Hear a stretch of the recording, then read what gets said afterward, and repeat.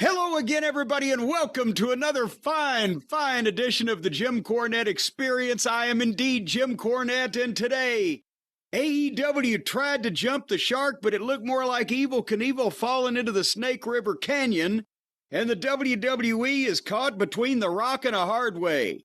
We're going to talk about all that and more, and joining me, Hawaiian Brian, the podcasting lion, the king of the Arcadian Vanguard Podcast Network, Mr. Co-host to you. If I'm in shark-infested water, he's always my chum. The great Brian Last, everybody. I messed that up. Aloha, Jim. A pleasure to be here once again for another fun-packed show. I guess the last couple of shows have been really WWE heavy. We're kind of in a weird little middle period before they do something else that everyone's talking about. Well, they're still talking about it. We're going to talk about what people are talking about that they did. So that's a big part of it. Apparently, Mr. Hollywood is just bopping in and making some changes that we sort of could tell because it didn't really flow. But now a lot of people talking about it, so we'll talk about it. We'll talk about what they're talking about. You're talking about The Rock? Well, you know your favorite movie star. Well, when you said Mr. Hollywood, I actually thought you were talking about yourself for a moment there. Well, no, I am released today. I got the official paperwork. I don't have to report anymore. But no, I'm released today as we are talking here right now. I'm talking to you. The Queen of the Ring is officially released nationwide. I'm sure to not only the critical acclaim that it's been getting so far. A lot of the experienced thespians in the piece have been getting some quite excellent reviews. I think mine are going to start dribbling and drabbling in as they see, wait a minute, who is that exciting newcomer that lit up the screen and captivated us like a De Niro or a Pacino or a David Faustino? He's the only one I could think of to rhyme with Pacino. I think those are going to start coming in as they see my performance, and the magnitude of me has a chance to sink in, Brian. What do you think? A lot of the greats, when they debut, the reviews are slow in coming in, that they steal the picture eventually. Yeah, I guess you could be a sleeper star of the film. A lot of people were asleep by the third scene I was in. Have you seen the pictures of the other openings of the various wrestling stars from both companies and beyond? Yes, that have been going? Yes, but and infinity and beyond. Well, certain people not under contract currently with a major company. Well, yeah, there's a lot of people because there's people beyond associated with the people that are in the movie, and then they come, and then they bring people that they're associated with. But all I know is that some of these big stars didn't bother to come to Louisville like they came to New York, apparently. I'll excuse Prince Nana, because he lives there. He would have had to come a pretty fur piece for Louisville. Well, anyway, Brian, right here at the top of the program is generally where we get acquainted with what's going on in our lives here. We don't do like the WWE does. We don't have the Hell in a Cell before we have a Hell in a Cell, or we don't have a Royal Rumble before we have a Royal Rumble. We do the show, and we have a brief, very minimal conversation before the program so as not to talk and catch up, and then, we've done really the show, right? That's why we sound just like two bros catching up on the phone. Just two bros. Bro A and Bro B.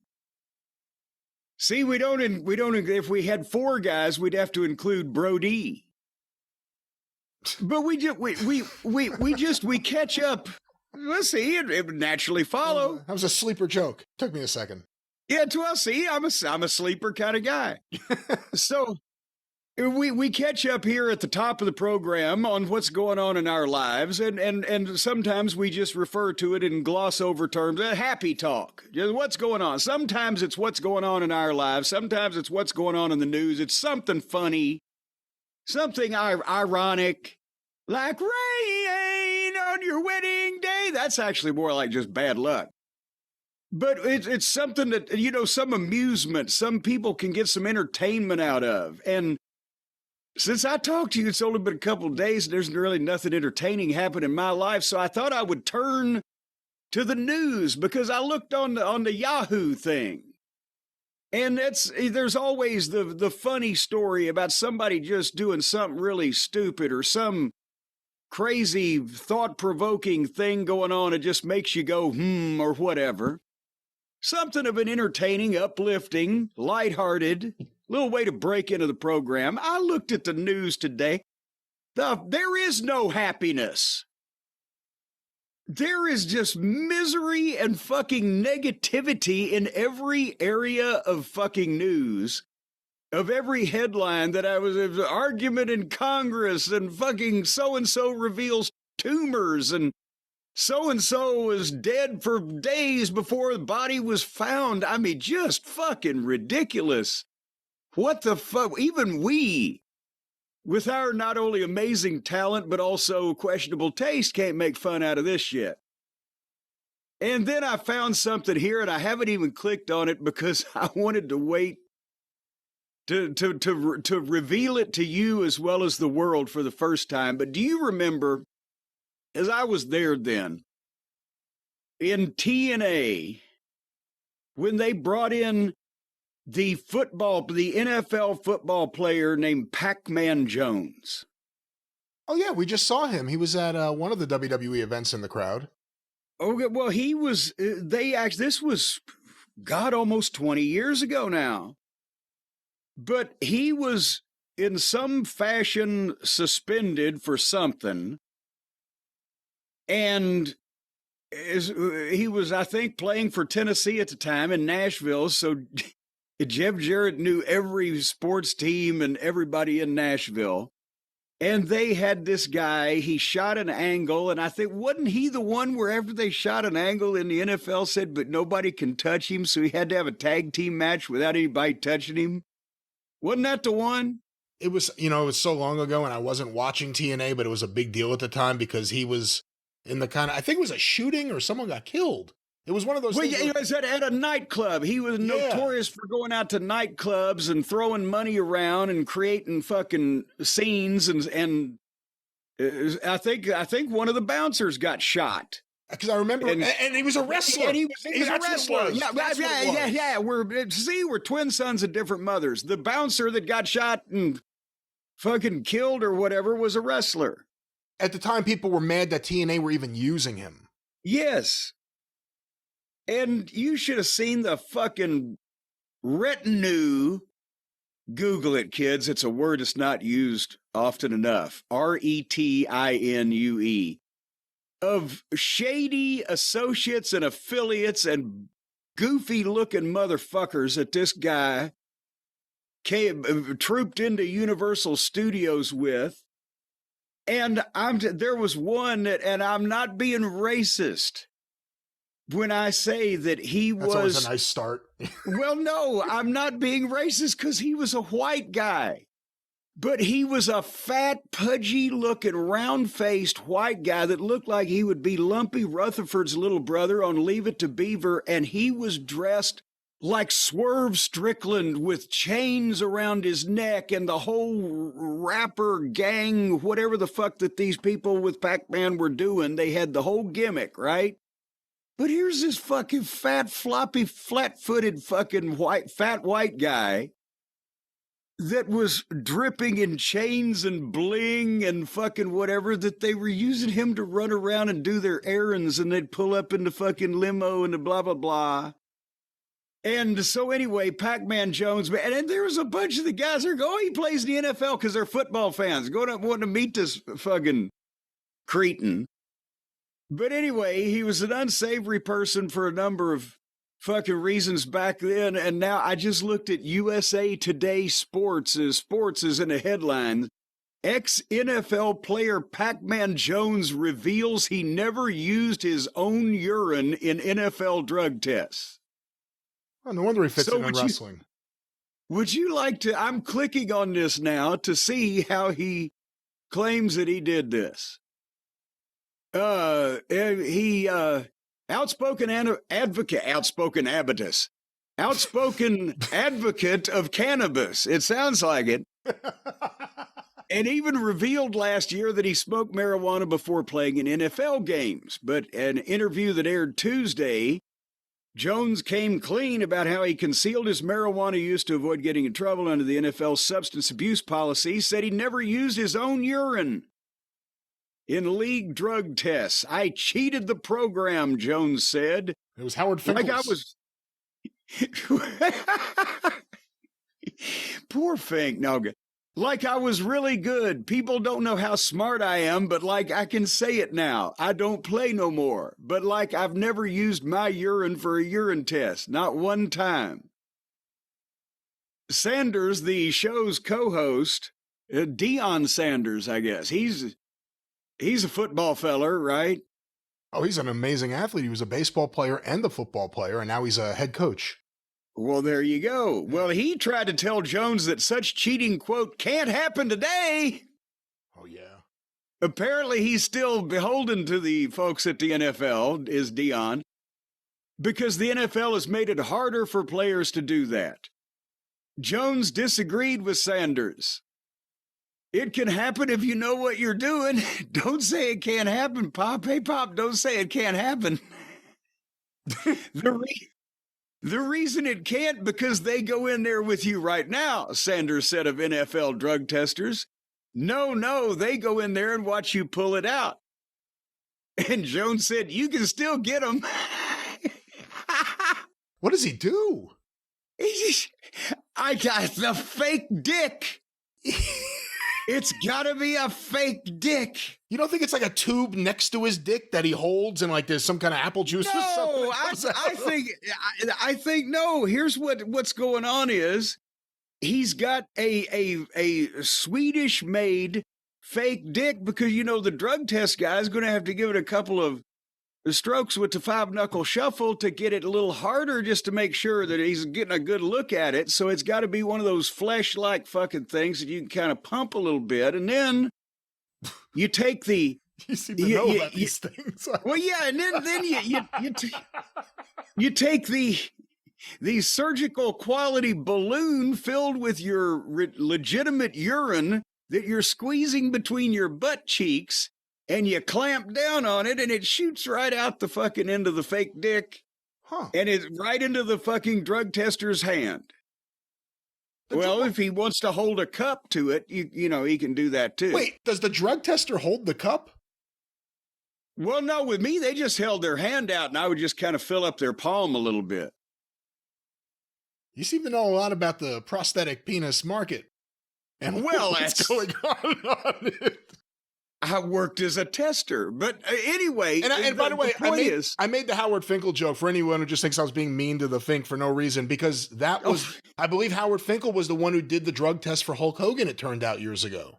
Yes, it was. Well, he didn't do it. He provided the evidence of the urination, and Hulk did the rest. We don't want to, you know, Howard was a mere pawn in the game, as they say. It was his urine. It was his urine, wasn't it? Yeah, well, no, it was. Yeah. But when he handed it to Hogan, he said, this is urine.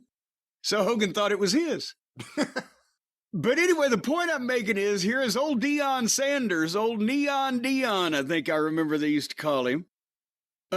He's trying to take up for the NFL. Oh, they can't do that today, please. No. And this fucking guy, oh, yeah, they can. And, oh, hold on. Sanders' co-host, Roxy Diaz, asked Jones how he could still evade testing under the league policy today. You want me to tell you how? I'm going to give you all the secrets right now. All right. But Sanders, who doesn't drink or smoke, wouldn't let him say more. Nope, Sanders said. Jones continued, the cups they give you. Sanders then shut it down before Jones could explain. Oh, what a heel. I want to hear this. Apparently everybody does, including the players in the NFL. The cups they give you. I mean, he starts with that. Where could that go? What does that mean? The cups they give you. Well, see, that's why I was saying it's better to take it in your bare palm. See, it proves my point. It doesn't prove any point. Was that your point? Well, that was at some point that was. But hold on. Let's see. Jones was the 6th overall NFL draft pick in 2005, went on to play for 4 NFL teams, including the Tennessee Titans and Cincinnati Bengals. Last played in the NFL in 2018. But in 2007, he was suspended for the entire season. So that's when it was, under the league's personal conduct policy after a number of off-the-field incidents and run-ins with the law. In 2008, he was suspended another 6 games after an alcohol-related incident in Dallas, which led to increased drug testing for him, including, he said, every other day and even when he was out of the country. I don't know if somebody did he have a personal fucking piss boy following him around every 48 hours? Yeah, what's the cost to the NFL of having someone tested every other day? I believe that's an exaggeration. I don't know, but now I'm willing to be shown proof otherwise. But nevertheless, who in wrestling had a reputation for being the best at getting around the drug test? Like Tom Zink, it turned out he had more weed in him than any human being on the planet. You couldn't hide that. Well, no, he didn't get around anything. That's what I'm saying. Right there in front of it. I'm saying a lot of guys, you couldn't hide anything. They didn't even try to. Was there anyone who was specifically known as being good at getting around the drug testing? Well, that's almost self-contradictive, because if you were particularly good at getting around it, people wouldn't fucking know. Unless you bragged in the back, unless you told the other boys what was going on. Well, then you're a fucking moron. I mean, everybody... at some point or another, everybody is probably beaten the system. But in a lot of cases, you're not going to know what they were fucking doing at a high level. If the office really cared and were really taking the results legitimately, if it was during one of those eras and the guys at the top were getting by with something, I don't know, that maybe even their best friend or two might know, but I don't think it would be public. But when they did drug tests, like you said, Zink in WCW, when was it would have been 1990. I think they were catching on that 89 or 90. Vince was doing this, or was he doing it yet, or he hadn't done it? So were they doing it because Vince wasn't doing it, or were they doing it because Vince was doing it? I forget which Vince announced it. Well, Vince announced it in 91 when everything really started getting a lot of publicity. 89, I think, is when they started changing things, because that's when Linda McMahon heard that George Zaharian was under investigation. And then WCW, of course, famously with you there, turned down Tully Blanchard after saying they were going to sign him. I don't turn down. Okay, well now, but that was in 89. So Vince had already done a drug test because Tully flunked it. That was in the late 89. But that wasn't, I guess I'm just specifying, there's a difference, I guess, between steroid testing and just overall drug testing. Oh, I'm just talking any kind of test. The only kind of test in Jim Crockett was, are you able to sign this contract? Can you write your name? Otherwise, and any other wrestling territory. I'm talking about when they first started testing for anything. That's when WCW first did the test. I think it was 89. 89 into 90. And that's why I heard that comment about Zink. He had like... what they said, I don't know. This is just, I think what Barnett said. He said, he's got epic levels of weed and they talked to him like, is there some issue? Apparently that he set some kind of new record.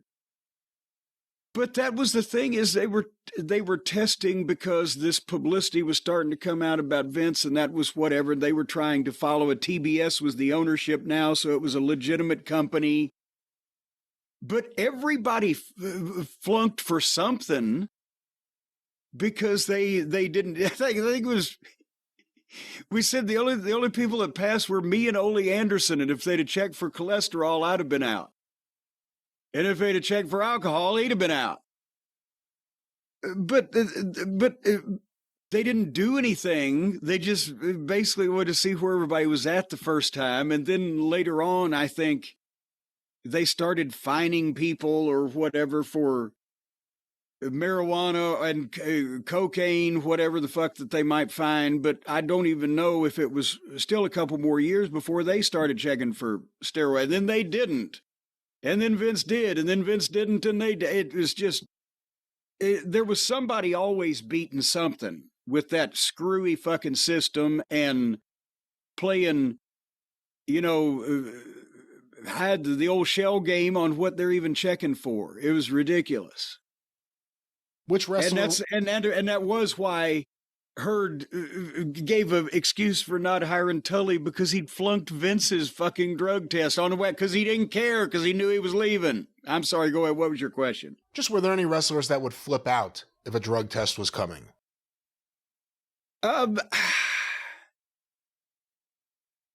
Again, they did most of that in the WWF on the road. I wasn't there. I wasn't even there. I certainly wasn't having anybody tested even for food in Smoky Mountain Wrestling, to paraphrase Dutch's old joke. And that was where a lot of the WWF tests happened, was on the road, because TV was awful busy. They did do a few at TV. I was actually kind of insulted the first time that they asked me, like, what the fuck? Seriously? But I don't remember anybody storming out of the fucking building.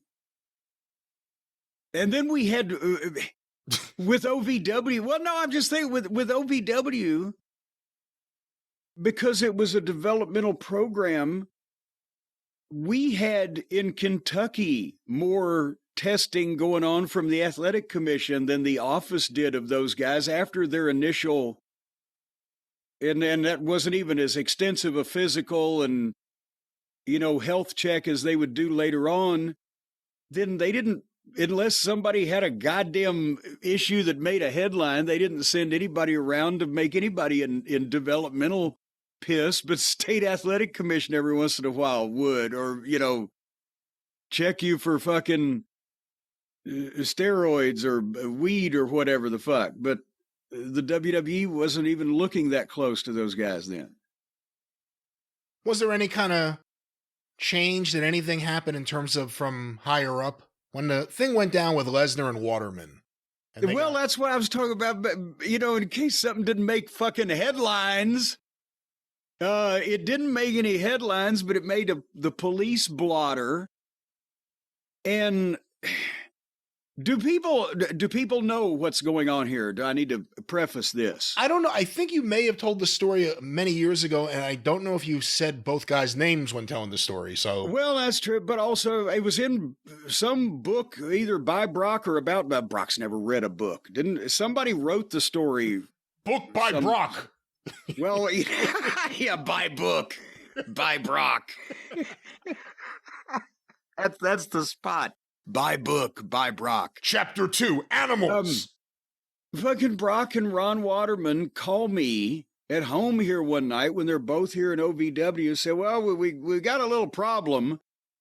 And this has been, goddamn, 25 years. So I don't want to give any wrong details, so I'll basically give the gist of it. Is they just been arrested because their steroids that they ordered through the mail, when they picked them up at, I believe, the manager's office of their apartment complex and accepted delivery of them, they were soon afterward visited by Louisville's finest to take exception to it. And they wanted to know basically if they were fucked or not. And I said, well, I'll get back to you as soon as I can talk to one of the fuckers. So I called, technically he was an ex-fucker. I called Dean Hill, who had been a police officer here in Louisville for about 25 years, and, said, how much trouble are these idiots in? And he told me probably, potentially a bit, if not more. And then I'm struggling as I tell the story, because then I called him back, and I think at that point we had to, get them an attorney or have them contact someone who could represent them. I did, oh, here, let me pay for your fucking attorney for this stupid error. And I'm trying to remember what the resolution was now, to be honest with you, because it's been 25 fucking years. And I just remember these people called me and said, yeah, well, we picked up our illegal drugs that we ordered through the mail. They fucking arrested us for it. But some way or another, it was a while before the office found out, I think. Because I wasn't going to fucking, tell them that I knew that they'd called me. So it was a little while, and then things came to light. But I can't remember what happened, though. But nobody went to jail, obviously. And I think they were mere pawns in the game. I think it was a bigger investigation. They may have just named names, Brian. Named names. Did you ever have any issues with Dean Hill having a conflict? Because wrestlers always get in trouble. Even before OVW, he was the ring announcer for the USWA shows in Louisville. Any issues with the fact that he was such a high-profile police officer in town and wrestlers commonly get into trouble? Did he ever have any conflicts because of that? Well, no, because most of the guys, I think that during the USWA years, was it Chris Champion that may have got arrested at the Toy Tiger, but there was never any wrestlers getting in trouble around town in Louisville in the Jarrett years, at least until certainly after Christine Jarrett left the road in the early 90s. Except for, and then of course, there was the epic Lawler situation where he was staying overnight, actually in southern Indiana at the Days Inn in Jeffersonville. But that was unusual. Guys didn't stay in Louisville and go out and get drunk and, get in fights at the bar or do anything really in Louisville besides come in, wrestle, and leave again, or come in, wrestle, and stay over at the fucking Days Inn and then go to Evansville the next day. There was not that many incidents where the guys in those days would have brushes with police and or legal issues was getting in fucking fights at the Gardens with fans either in the ring, hitting the ring, or, coming back from the ring. And Dean was a valuable guy there because he knew that in pretty much in those days, you didn't need to go out and instigate anything. 99% of the shit, it was the fucking fans' fault for doing something first. And Dean was good at not only defusing those situations by snatching these fuckers first, but also by being a guy who was smart to the business, who was there to say, as a police officer, yes, this fucking guy's drunk, and he jumped in the ring and the guy was defending himself. But we didn't have to rely on Dean's expertise. Really, in the days he was a police officer, or then the younger generation, they just flaunt authority, Brian.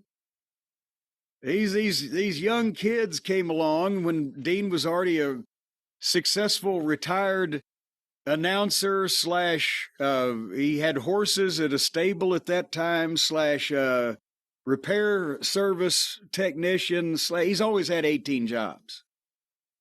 But we didn't have to use him to testify in court. I was always shocked years later when I found out after watching OVW with you and him, that he was a police officer, because again, he was the ring announcer in Louisville the night that he told them to put the spotlight on us, and then the fans started trying to attack us.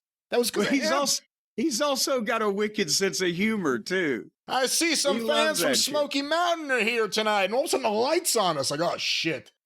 Yeah, but in the building, if they'd have tried to jump you guys, Dean could have taken care of him all by himself. One riot, one ranger.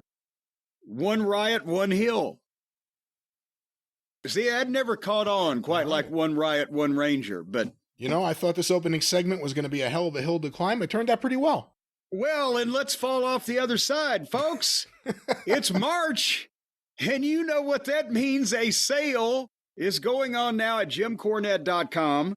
The March merch sale, where this month the featured item behind the curtain, the incredible graphic novel filled with true pro wrestling stories hosted and curated by yours truly, on sale, autographed to your specifications for only $19.95. And anybody that gets that purchases, I should say, any action figure or any tag team action figure set or whatever gets a free 2-hour classic wrestling DVD from the Wrestling Gold series. That is during March. And everything that the folks have ordered, by the way, Brian, through the morning of February the 28th has already been signed, already been handed off to the Feather Bottoms. It's getting labels processed on it. If not, well, by now, much of it is being delivered to the fine folks. I finally caught up at the end of the month, and I thank everybody for their support and patience during that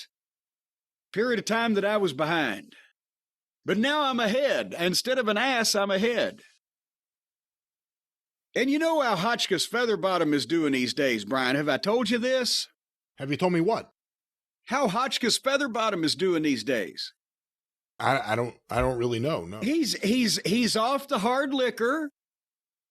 He is off the hard liquor. The probation officer's pep talk finally sunk in with him, and now he's only drinking wine.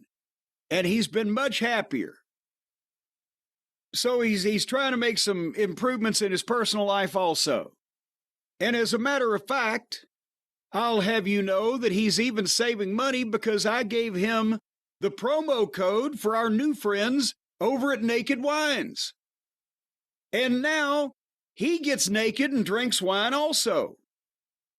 And it's done wonders for his mental health. Well, I don't know about any of that, but of course, you don't have to be naked to enjoy the fine wines from Naked Wines. They send you a fine package with the finest wines, and we have a great deal because the listeners of our show deserve fine wine. That's what I always say. Well, now, wait a minute. Now, see, you told me when we first started this on the last program, our friends at Naked Wines, they sent us both boxes. And of course, Stace loves wine, and she loved whether it was the white or the red. A bottle of red, bottle of white. It's whatever you feel like tonight. The thing is, you told me that it wasn't that the people who deliver the wine will deliver it naked. You said it wasn't that. Even though, once again, the guy that brought my shipment, he stripped to the waist for an extra $20. But so I thought that's not part of the fine package from the fine people at Naked Wines. Well, that's why you said that. So I thought that meant that you have to be naked when you drink it. Because you said that the people who deliver it ain't naked, and you said that the people who stomped on the grapes weren't naked.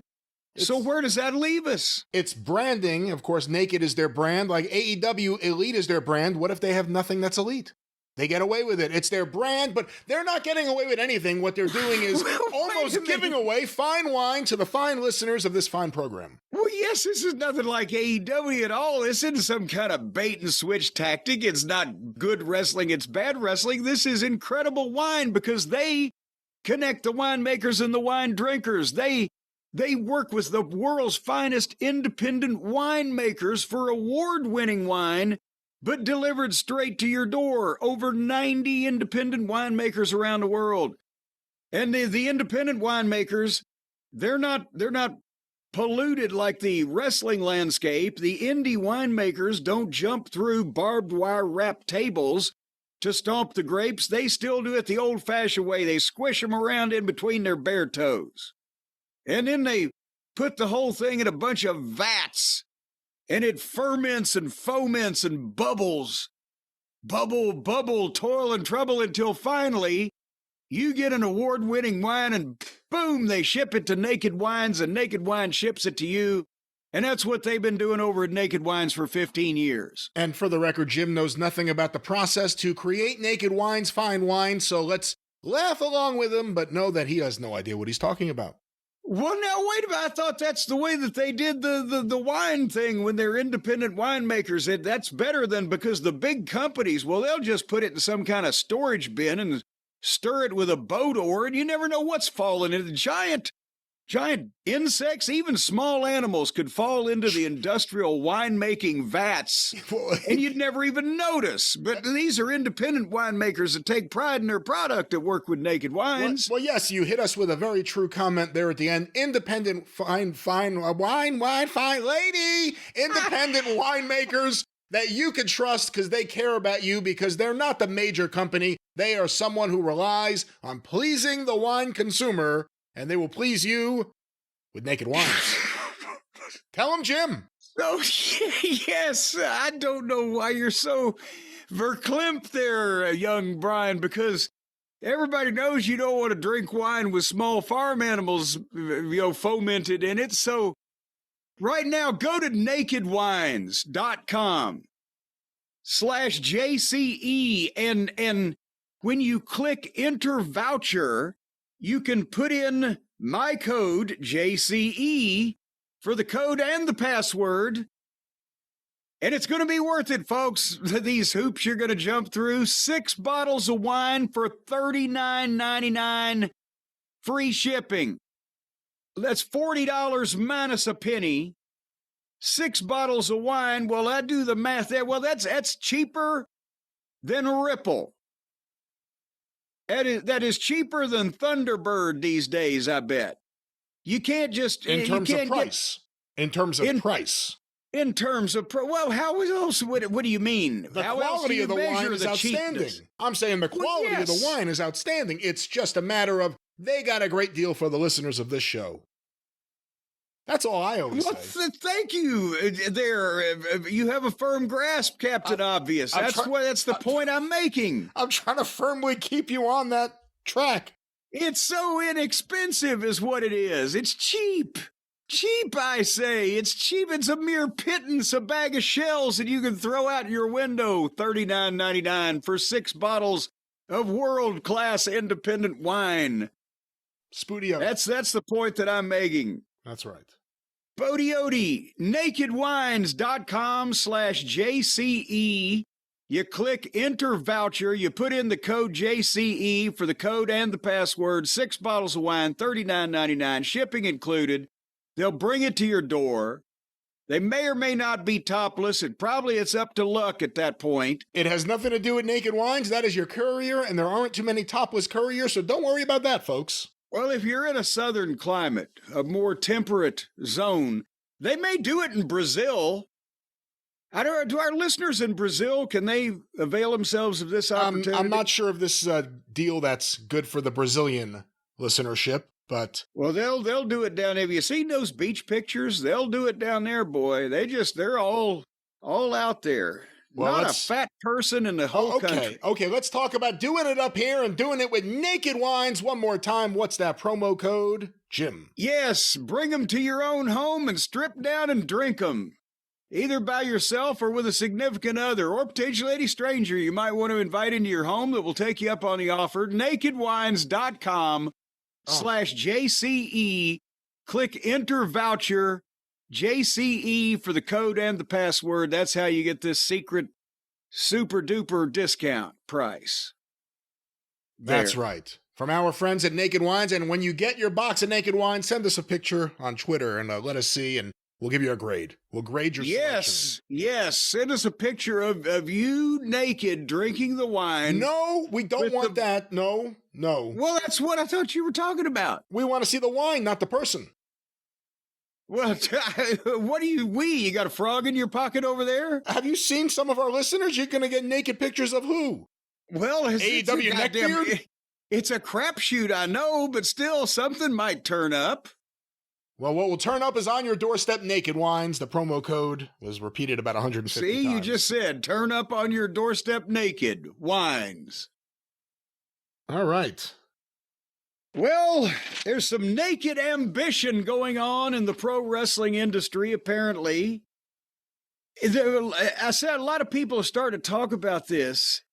There are people now that they're convinced, first of all, that you're on a one-man crusade to just eliminate, eradicate, and decimate The Rock. Poor Dwayne. He's put upon. I tell the truth, and it upsets people who don't want that truth to be a reality. I hear from people like, You must be miserable. Dude, I'm like the happiest person I know.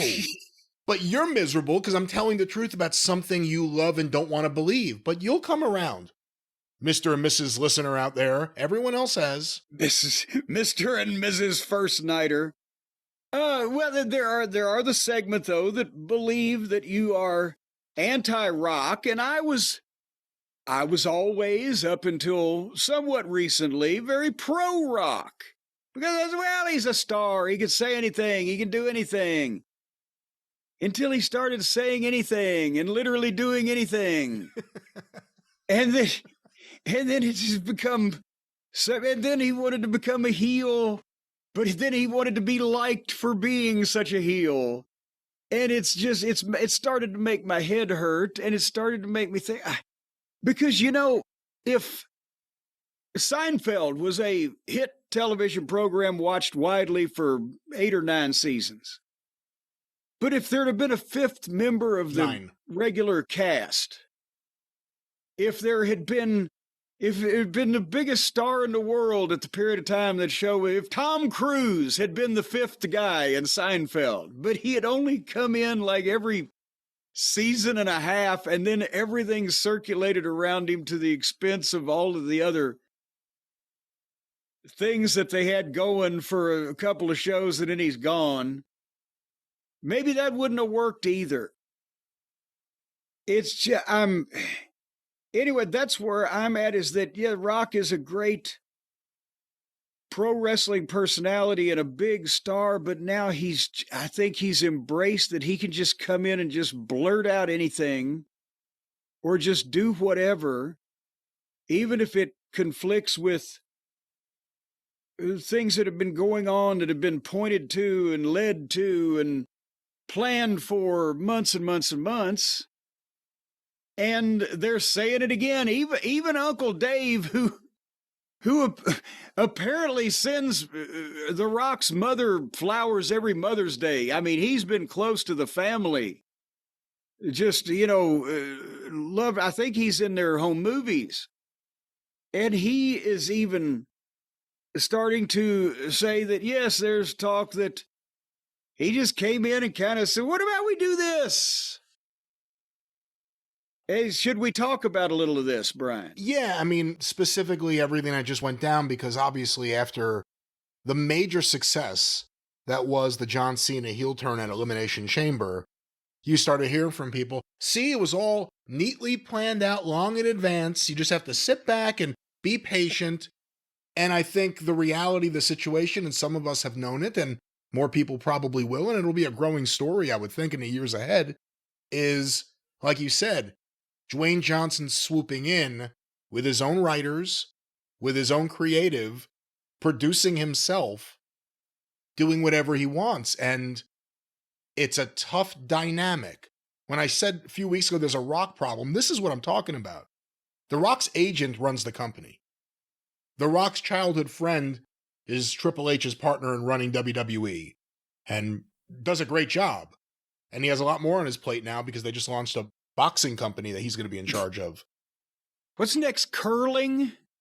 But the Canadians are doubled over laughing. Go ahead. But the Rock at his press conference kind of said it, he puts a very rosy spin on everything, as an executive should publicly. Although, again, not a heel who just did an angle shouldn't be coming out there to say, yeah, I did such a wonderful job as the bad guy character, the final boss, that it's stupid to do it now.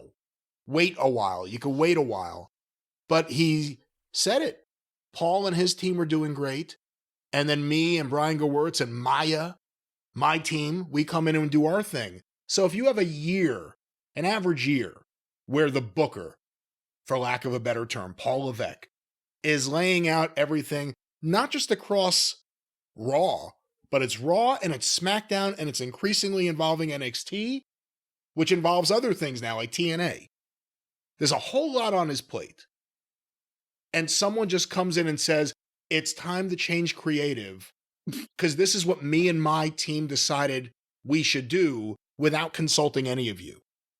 And even if you're a giant Rock fan, you have to understand how problematic that is. And if you say, and we'll get back to this to tie this together, if you say, see, the Cena turn, it all makes sense. It turns out, much like last year, the pivot that was forced by, the fans get a lot of the credit and they deserve it, but a lot of it also was internal pushback from people who could. And it seems that potentially that may have happened again, leading to the Cena turn. Well, because apparently poor John was choice number 2. That the Rock's original idea was that Cody would indeed align himself with the Rock. But when that, and who knows, what was it shot down? Did Cody turn it down? Was it a combination of all of these things? But that's, that shows you there that, what the fuck? They were doing something, or they were going to do something different, and they're pivoting. And what bolsters the idea that there were last-minute changes during the day, even with all of this stuff going on, was that, remember, and I think you mentioned it when we talked about the show, they played the Rock video in the middle of the show, so you thought that was going to be next, was the Rock and Cody's decision, and then they went into, what was it, Owens and Zayn? Yeah. And because that was, they changed the format so late in the day. Originally, they were going to do that. They were going to go from the Rock video to the Rock Cody segment, and that was changed so late that they didn't even get the proper runtime established for the video, and they were going to end with the lights out unsanctioned match where they dropped the cow and hit each other with everything except common sense. But they couldn't do that because when Cena was just originally going to win the Elimination Chamber, that was fine. But then Cena turning on Cody, which was not originally scheduled as part of the programming, wouldn't have made sense for anything to follow that. So they fucking re-racked the whole goddamn show at last minute. And there's evidence to support that theory, as well as unnamed people being quoted as saying it. The other thing is, for everyone who compared the Cena turn to, for the people who didn't like it, the comparison we heard was Steve Austin turning at WrestleMania 17. Steve Austin and The Rock, and he went with Vince McMahon. Yes. If Cody had turned, that's what it would have been. It would have been the most nonsensical time to turn him heel. And it would probably have not as big as effect on business. Today it's such a juggernaut, it's almost bulletproof, but it would have hurt their business and hurt their ability to hurt Cody, hurt their business, and hurt their ability to get somebody in that Cody position again, because you've wronged another generation of fans. They'll have wounded feelings. With the Cena people, there is some element of, when they were kids or they were whatever, the innocent of years of their life. That's been a long time ago. Now they're just, okay, he's kicking people in the balls. It's Cody's era now, and that would have been similar to an Austin type of thing. But again, that's where I mentioned Uncle Dave, because he described the story that The Rock is telling. He said after the show, Dwayne Johnson claimed that everything was planned for the long game from Bad Blood, although others have called that version the Hulk Hogan version of the story. And this can't be planned this way. Because there, again, from Big Show to Big Show, and I'm not talking about Paul White, from the Rock's appearances, they whipped the shit out of each other, beat the shit out of each other, and bled, and it was hard feelings, and then I'll see you again. Remember when Rock walked off into the sunset to go back and, trudge through the desert making movies in Hollywood? I'll see you again someday. And then he came back and stared at everybody. And then he was he a heel again? Then he was a baby face. Then he was hugging and kissing them.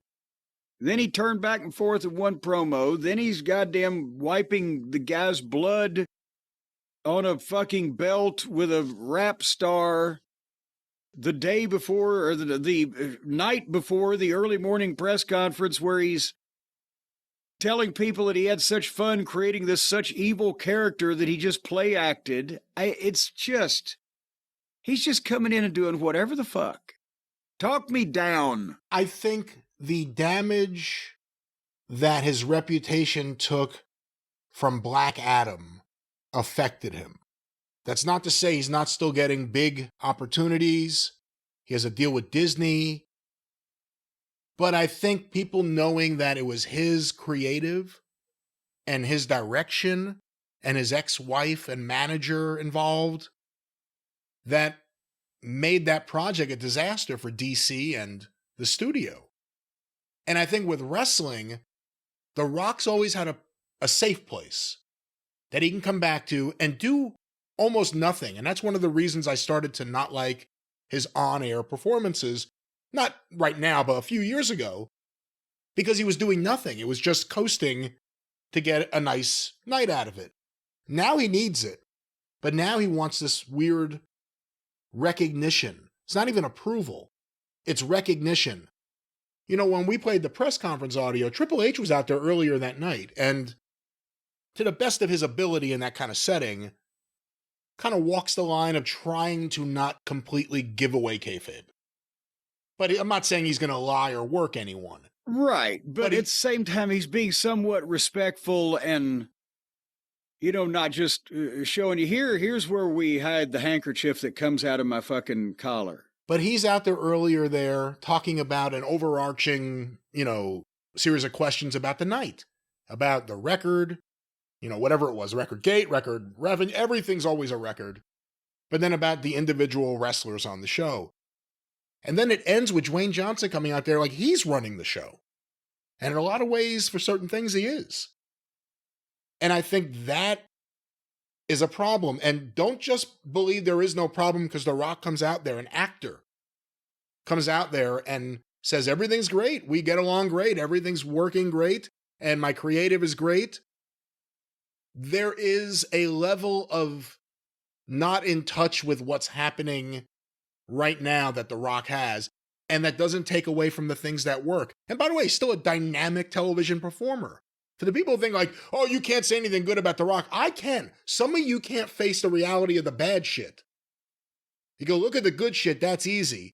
And I don't know how many more years this could happen around WrestleMania time, where starting in whatever it was, November, October, he just swoops in, starts doing his own things. If you're trying to book out a WrestleMania. Well, remember, he just swooped in to stare in October. He just showed up for real again a few weeks ago. Yeah. And that's what happened last year, too. It was around January. All of a sudden, he started showing up. And again, if you have plans and you're trying to lay stuff out, it's hard if someone comes in and their first demand is, I want to turn Cody heel and have him as being under me. It's not even just have Cody turn heel, which there was a time to do that. If Cody had stayed in AEW, he had to become a heel. He wanted to be a babyface. He came to WWE, and it worked out better than he ever could have hoped for. If you turned him heel and then made him subservient to The Rock, would have killed him dead. It would have killed the audience enthusiasm, too. Well, and let's talk about this for a second, because Cody allegedly, a lot of people saying it, was Rock's first choice, but when, again, that was somehow averted by method or methods unknown, then they went to John because Cena was the number 2 choice. Well, you know, what about this guy? So automatically now that's why I thought the feeling was, to me, turning John Cena heel came out of maybe not nowhere, but certainly not a long fucking planned out thing.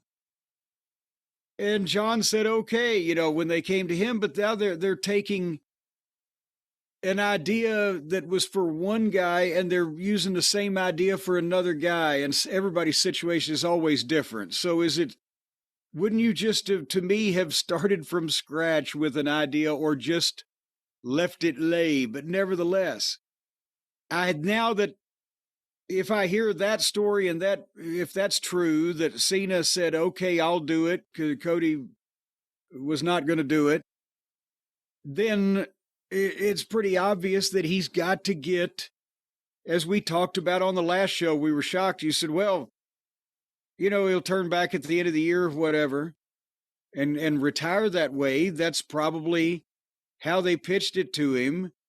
Turn heel and we can get this match and that match and the other match with you against these baby faces, but by the end of the year, we'll turn you back some way. And he said, yeah, okay, I don't give a shit. Go ahead. What if he doesn't retire? What if it was a heel saying something that wasn't true? But I don't know that it was a heel saying something that wasn't true, because to me it's like he's already been retired and he just came back to fucking retire again. I mean, is it a year? Does he go till next fucking March? Okay, maybe whatever the fuck, or next WrestleMania, but it ain't gonna be long. We're not talking years. And again, if in 4 years he's the fucking top heel, then somebody play this back for me. And he has a good story to tell. We haven't heard anyone talk yet. Again, Raw took place 2 days later. No Rock, no Cena. But Cena, every time he's come back in the last 4 years or so, he's lost. He lost every match. Austin Theory, Bray Wyatt. I can't remember the last match he won before the Royal Rumble. Solo Sikoa, didn't Solo beat him too? So now there's at least a reason I'm coming back and I want to win the title. I have to do something different. There's reasoning there if it's explained. But if Cody had turned, it would have been a disaster and there would have been no valid reasoning that would have worked. Oh, I agree with you there. And one more thing about John, and we'll talk about something else that we may have called, is with Jonathan, the reason why that he has lost most of the time or all the time or whatever, because he has only been a part-time guy in wrestling for a while now. And he's a guy who understands business, and he's not greedy about, getting somebody else over and all that stuff. But I think you can tell that this came up because the new ownership, they probably made him a hell of an offer for millions and millions of dollars to come back and do a year. And if they said, yeah, hey, stick around for another quarter and go to WrestleMania, I'm sure he'd do that too. But it ain't going to be long. And at some point, even then, you risk not going out with a bang because people get a sour taste in their mouth because you didn't go out when you said you were going to.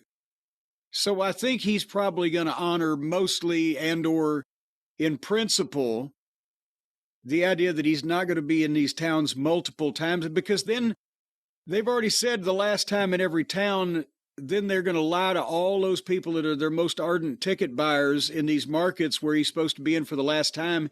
If he was to come back next year, why? Did they lie? Did they lie or did the heel lie?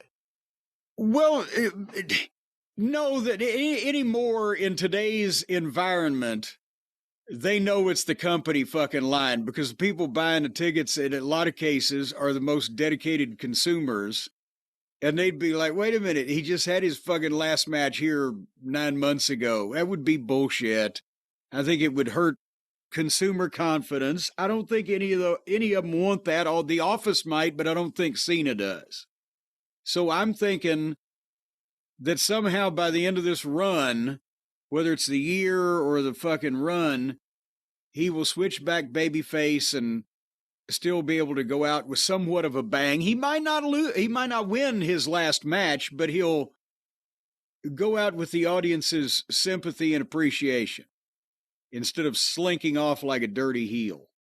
That's my prediction. This last year is like the last 3 years of Andre's career. Andre suddenly turns heel, and then he's a heel the entire time. And his last night, WrestleMania, or his last night as an active wrestler, him and Haku lose, and then he turns babyface against Bobby Heenan, and Haku leaves with people cheering him for the last time.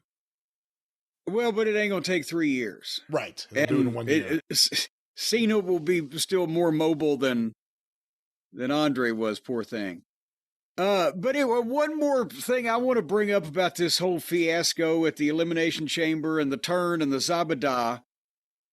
I saw, and again, I don't even, it wasn't the angle that they shot on the pay-per-view. I saw the pay-per-view, but then I saw this angle on Twitter. I don't know where they got it. It was good quality video, but this fucking Travis Scott character slapping Cody Rhodes across the side of the fucking head, and you could see fucking Cody sell it too, like, ha! And I said, what?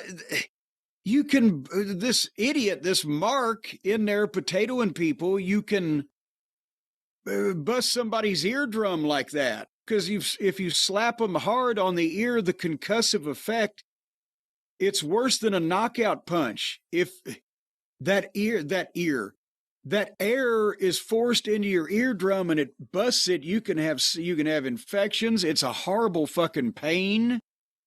It can, if you're bleeding out the ear, possibly, it can lead to serious issues, a whole 9 yards. That's why I hate these fucking idiots do these slap fights.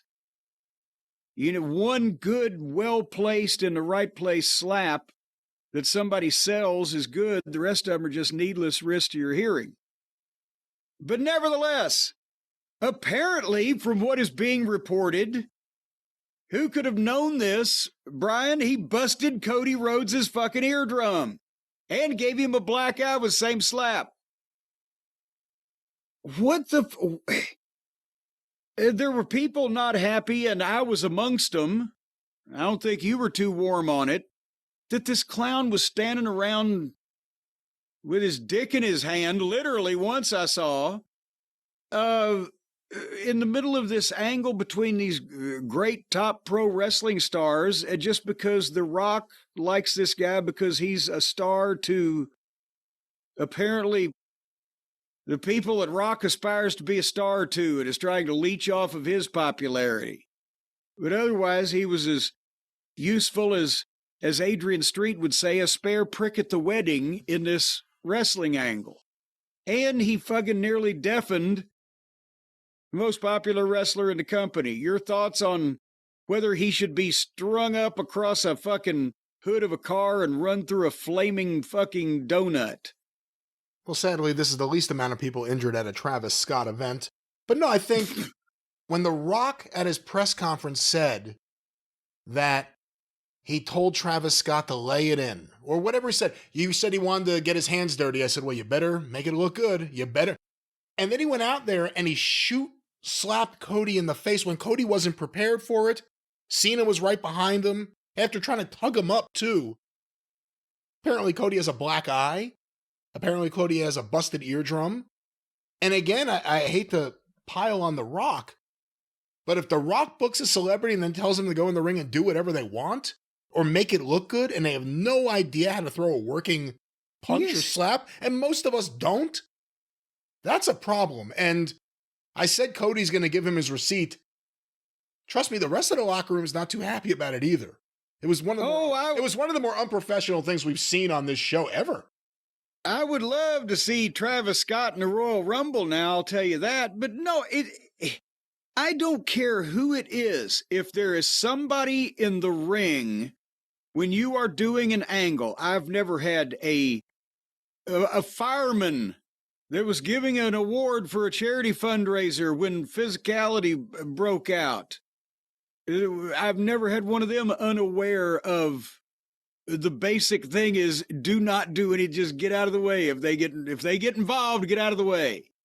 And anything on up, any kind of celebrity or outsider or even member of your announced staff or anybody who's not normally part of the physical program, encompassing everybody in the world of wrestling, if it's not a wrestler or somebody that's normally physical, they are specifically told in any production I've ever had anything to do with in any promotion, from the WWF, WCW, Ring of Honor, Smoky Mountain, OVW, whatever the fuck, either don't do anything or here's exactly what you're going to be doing.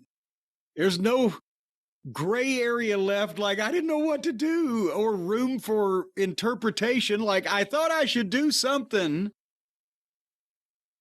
It's clearly spelled out because they're not experienced and because you don't want something that's going to, well, I always worried about something looking phony because with most people, that's what they try to do. They try to do what they've seen on television and it looks as phony as a fucking football bat.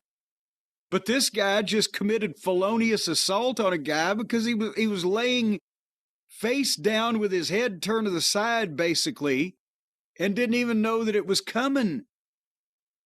That's completely unprofessional. But unless it was specifically told to this fucking idiot, Travis Scott, by The Rock or Cody or Cena or the producers of the segment, to just hit him at will, whether he's looking or not, then that's something that you'd be a stupid idiot to do to begin with. To hit a guy that's in that position that doesn't even know it's coming that hard. What? So he's just an asshole. And the producers, I'm sure, were mortified. And, you know, and I'm sure they didn't say anything to him because he's allegedly this fucking star. But if I was Cody and he popped my eardrum, I'd snatch him around his fucking goozle pipe as soon as I got to the back. It was and I think I said that on last week's program. It was uncalled for, and it was stupid. Unless he thought he was in a real fucking fight, in which case somebody needs to be goddamn sending him in for some kind of evaluation. Travis Scott needs to have somebody kick him up between his fucking taint. I'm going to burp there. That's what I think of Travis Scott. Yeah, I mean, who should be the person to say lay it in? The Rock or Cody? Well, if there was anyone to say it, obviously. The Rock saying that I told him, you know, he wants to get his hands bloody or whatever, so I'll make it count or something like that. That sounds like some, you know, bullshit fucking bravado trying to make up for the fact that this guy just went into business for himself. And The Rock say, well, I told him to make sure he makes it count. He may very well have turned around and been, what the fuck did you just do? But no, it's, if the time for that to be said would have been when Cody was sitting there when they were talking about this whole fucking thing. If anybody says lay it in, it's when they're talking about what they're actually going to do. I can't say to you, lay it in on somebody that's not even hearing this conversation, unless if you do, that guy's going to come back and punch the shit out of you because he wasn't part of the fucking agreement. It just doesn't make sense. I think the guy just thought, I'm standing around, I ought to do something. I'll slap this son of a bitch. And The Rock's trying to take somehow credit for that because it didn't even make sense where he hit him where he was. If they had called for the spot to feature Travis Scott striking Cody in some kind of fashion, then The Rock would have picked him up in a surfboard type of thing with his arms behind his fucking back and on his knees so that Travis Scott could have a good shot at it. Instead, it was just like a fucking guy who didn't know what he was doing, trying to do something. And I think that's what it was. Well, we'll see what happens. We'll see who gets that receipt. If Cody does himself, maybe Brandy can go in there and slap Travis. That would be a hell of a fight. Hey, Jim, before we move on the topic of WWE, some breaking news. Uh-oh. A bit of a follow-up on something we talked about on the drive-thru. Lex Luger going into the WWE Hall of Fame. Are you kidding? I am not kidding. Well, hold on here 1 second.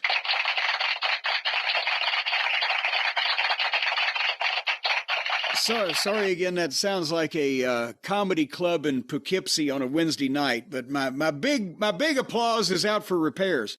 It's overdue because with this, here's the thing, with as many of questionable picks as they've had lately, I think it just poor Lex, he's undergone so much abuse from the previous administration over being ignored and harassed and fucking buried over the last 30 years or whatever. It's nice to see he's getting in too.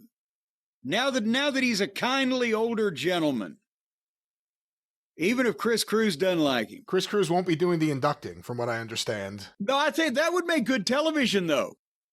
If Chris Cruz inducted him, and then, even as though Lex isn't as stout as he used to be, he could probably still get Cruz up in the torture rack, couldn't he? You know, that would be amazing if he comes out there in the wheelchair. He's been working with DDP, and he just slowly stands up, gets the big pop. You think that's it? And then all of a sudden he just spins Chris Cruz around and puts him in the torture rack. What'd you think of the torture rack as a finisher? Well, for Lex, it was good because it showed off his body. And it was somewhat believable and it was picturesque and everything. But overall, I think maybe it worked better for Rocca. But I digress. But anyway, the point is, Luger being in the Hall of Fame, and I like the idea of him walking across the stage and getting a big pop for the, for the sake of it. Of course, if Vince was there, if that did happen or he did get that far, somebody come out and knock him down and put the boots to him. But that'll be a nice feel-good type of thing for the Hall of Fame. And again, I'm not saying Lex should have gone in before Bruno Sammartino, but considering some of the other cast characters, I don't think he's out of place at all in this current environment of the Hall of Fame. Well, and reportedly, I'm looking at another post here online. Jim, apparently also going into the WWE Hall of Fame this year will be the natural disasters, earthquake and typhoon. Although the picture here has him as tugboat. But I guess continuing. Well, wait a minute.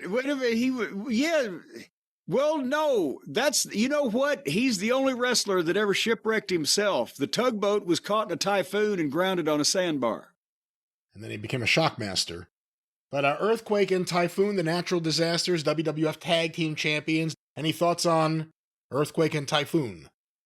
Well, they weren't exactly the Briscoe brothers as technical wizards as a team, but they had the size and they had the gimmicks. And I think we talked about, and when we mentioned the Dark Side of the Ring episode last year, John Tenta was a nice fellow, and poor old Uncle Fred is a nice fellow himself. So again, with the other inductees and the precedent set, I have no problem with that. They were in a classic era of WWF programming. Not to say one thing has anything to do with the other, but now we have The Undertaker's wife. We have Triple H, who's obviously in the family, and now Cody's uncle going into the Hall of Fame this year. What other families available? That's Fred Ottman, ladies and gentlemen, Typhoon, Tugboat, Shockmaster. He was Big Bubba at one time in San Antonio, but not that Big Bubba. In Memphis. He is the uncle of Cody because he married Dusty's sister. That's correct, right? That's the chain of events. That's correct, but I've always been confused. So he married Dusty's sister, who I guess she was in Florida or wherever. I don't know where that would have happened. But also, isn't Jerry Saggs also Dusty's brother-in-law?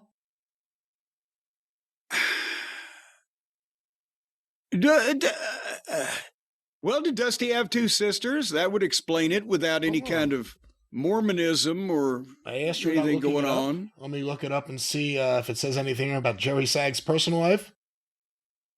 Jerry and his wife Laura have 4 children.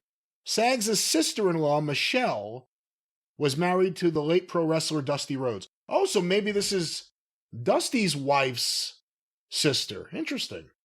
What an interesting thing. Okay, so now now you lost me around the far turn. So Dusty's wife, Michelle, her sister married Saggs, is what you're saying? Saggs' sister-in-law, Michelle. Saggs' sister. It's a weird sentence. Saggs' sister-in-law, Michelle, was married to the late pro wrestler Dusty Rhodes. Yes, so if Saggs married Michelle's sister, then that would make... And that's the thing about your mother and my mother were both mothers. So there you go. So Well, it's all in the family. By the way, Glenn Miller played songs that made the hit parade. Oh, the way, not Guys like it. It's all in the family, baby. All right. Well, you certainly have gone to the Edith Bunker School of Singing. I think all the listeners would agree with that. And well, there's things that, you know, that you got to do. You got to entertain yourself, Brian. You got to keep a jaunty tune in your head as you go about the world these days. I just talked earlier about how all the news is bad and negative and everything. You got to be upbeat. That's probably what Travis Scott was doing. While Travis Scott was in the ring, while Cody and Cena and The Rock were interacting, he was probably listening to one of his alleged recordings on his Raycon everyday wireless earbuds. And he had the active noise cancellation on, so he couldn't hear all those thousands and thousands of people screaming and yelling and catcalling. And he also apparently couldn't hear what anybody was telling him to fucking do because he just stood there and then he took a fucking cheap shot at an unarmed man while he was down and blind.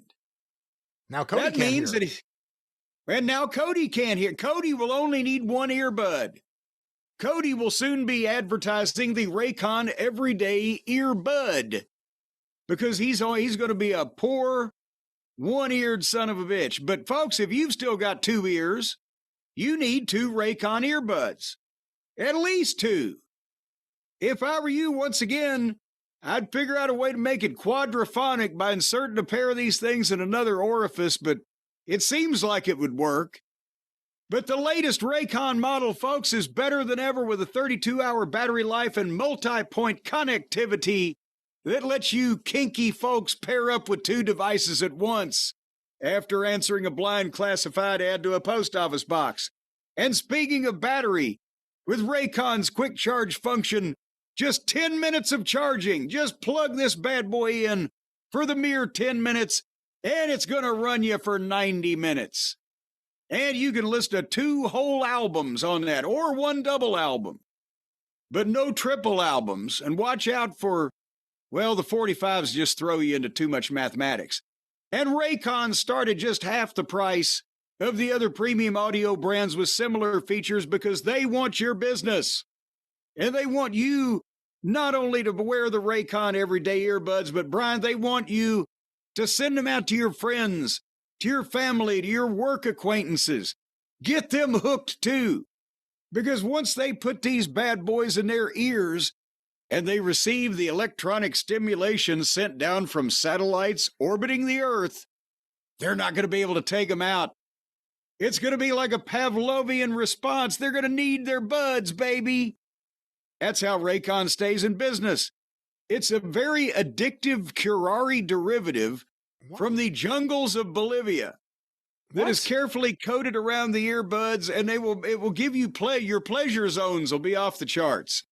What are you talking Right now, folks, you can have oral orgasms. C-A-U-R-A-L.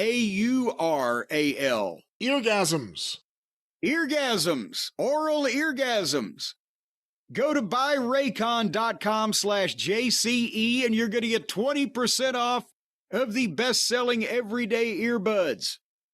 20% off, and you can listen to the music. You can listen to the talk. You can listen to the quiet. You can just stick these things in and turn them off and turn the noise cancellation on, and instantly you'll be in a complete sound vacuum. It cancels everything. Whether it's at the gym or at work or in bed when you're listening to something a little bit naughty, the Raycon everyday earbuds are going to be your friends every day. Some of you, it'll be the only friends you have. But at least when they talk back to you, you won't mind. BuyRaycon.com/JCE, 20% off, Brian.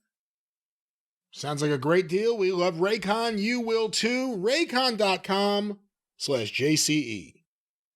And now the people that bring the Raycons, are they naked like the wine people? There are no naked couriers that we can talk about because we're not aware of any, and they have nothing to do with our wonderful sponsors and the wonderful people behind those sponsors. Raycon, once again. So apparently, whether the delivery people get naked or not is up to the individual courier and how much you're willing to tip. Buy Raycon.com/JCE, 20% off. That's right. That part is right. Yes. Well, Brian, before we move on to the other side of the promotional street, what is the rest of the down and dirty doo-doo in the WWE these days? I have one other thing here. This was just sent to us. And actually, as I'm looking, a bunch of people have tried to post something about this on the Cult of Cornette page. This is from ITR. Is that Inside the Ropes? Inside the Ropes.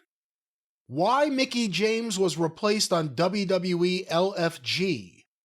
That's that show on A&E that's airing right now that we haven't watched, but the clips are being played in another kayfabe busting moment. In the middle of the wrestling shows now, they play clips like this.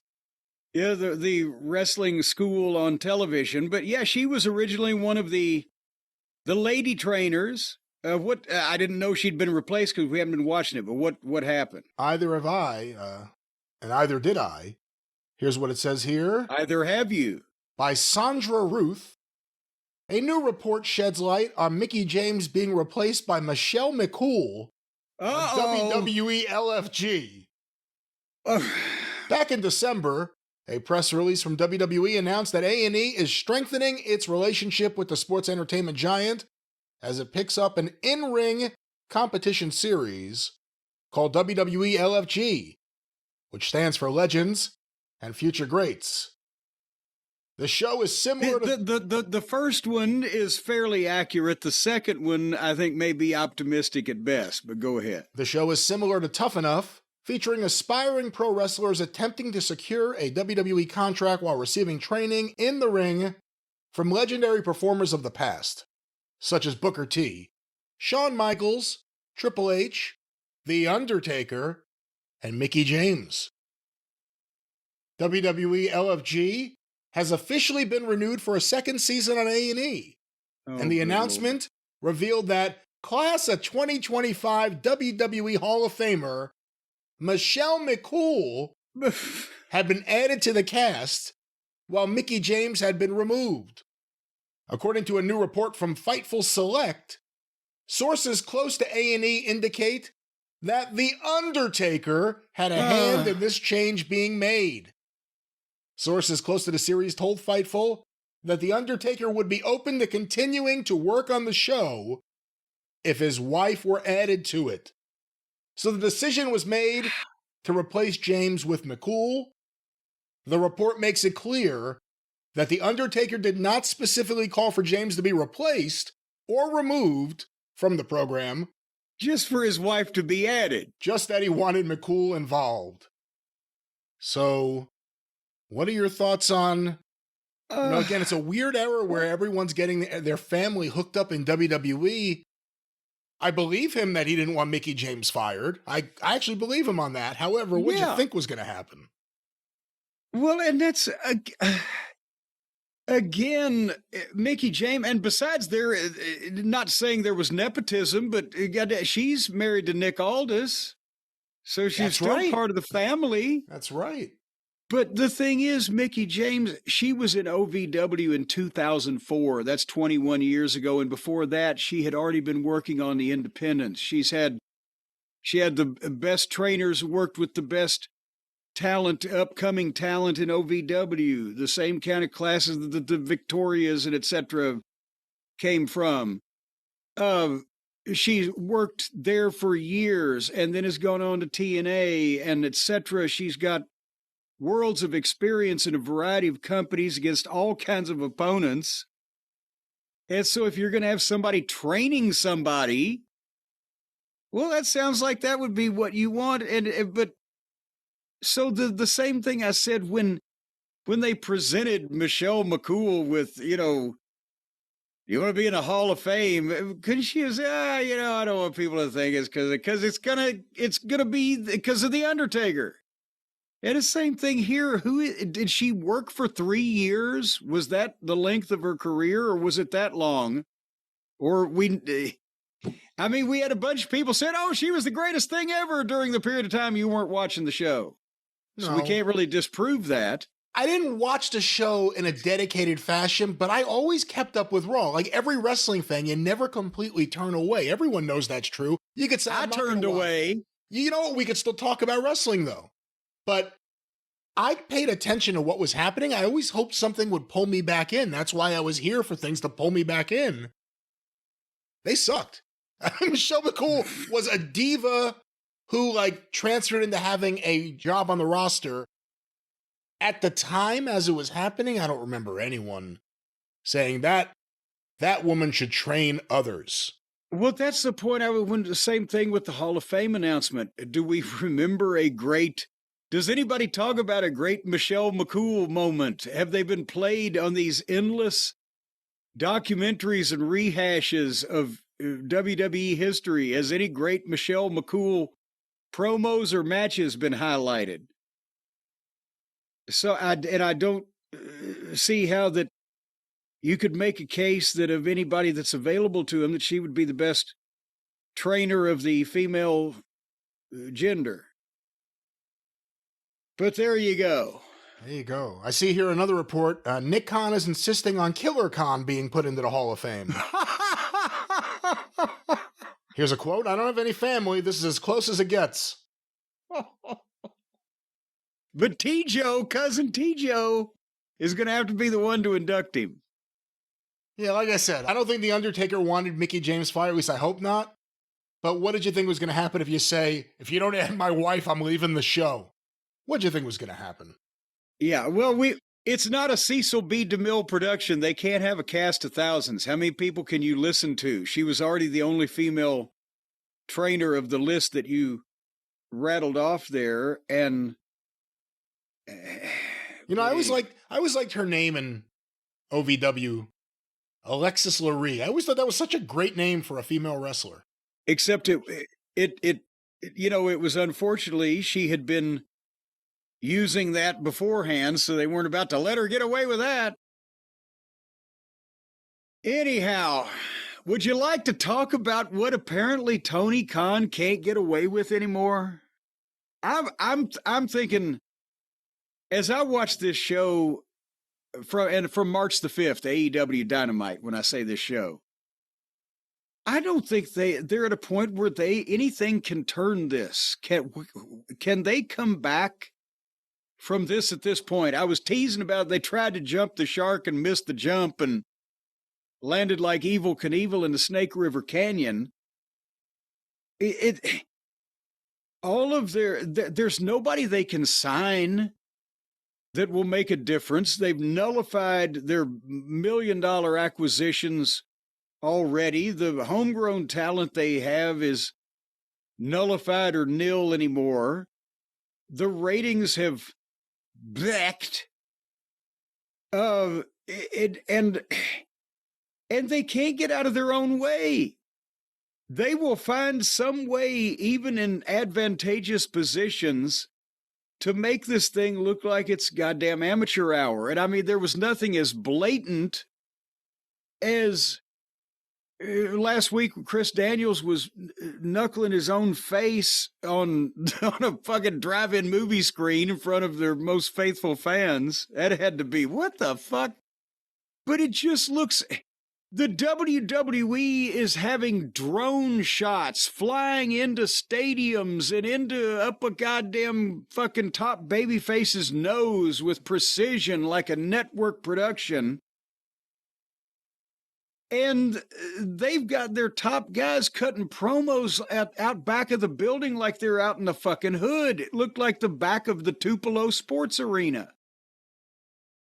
It's a fucking fence and some trees with a goddamn alley and a garbage can.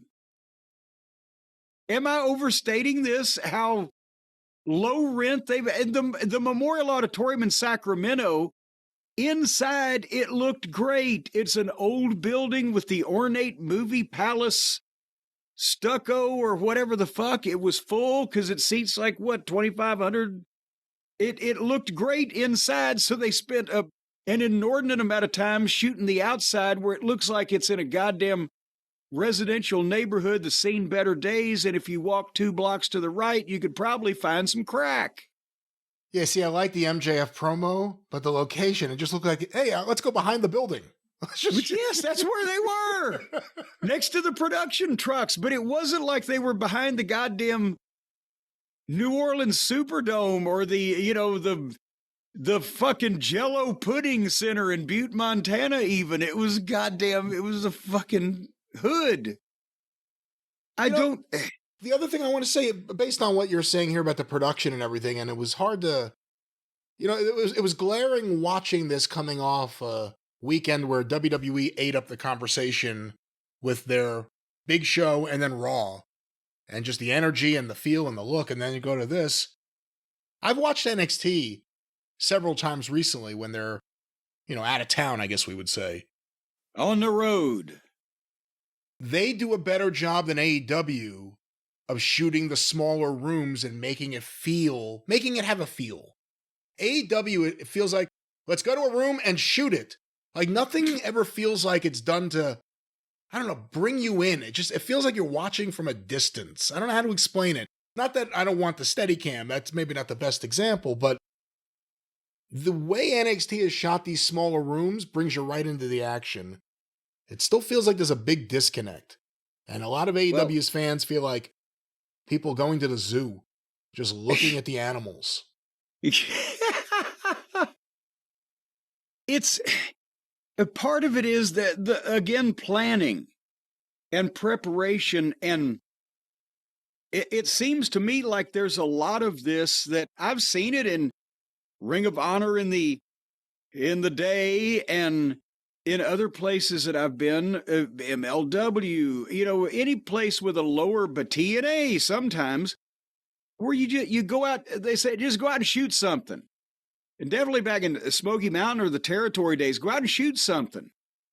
But the WWE now is cognizant that they're doing a big league television production, and they're not just sending guys out with a germ of an idea to shoot something.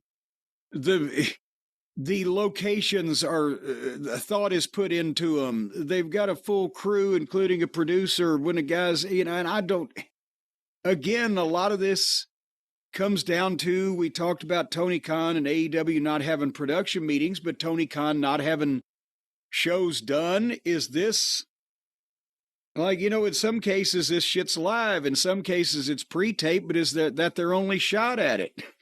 They have to get it now. We got to get it to the truck.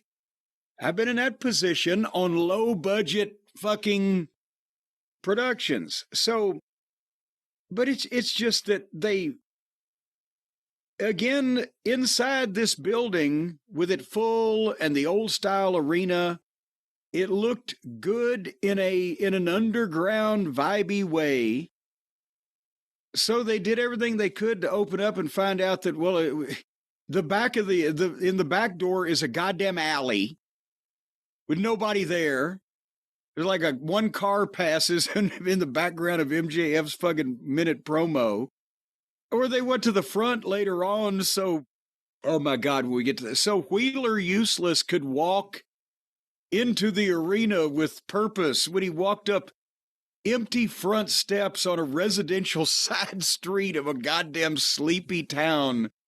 With the aura that somebody on Twitter, I think it was Dave Meltzer says what or something like that, or Meltzer's thoughts, Triple H's thoughts. Somebody said he looked like a used vinyl store clerk.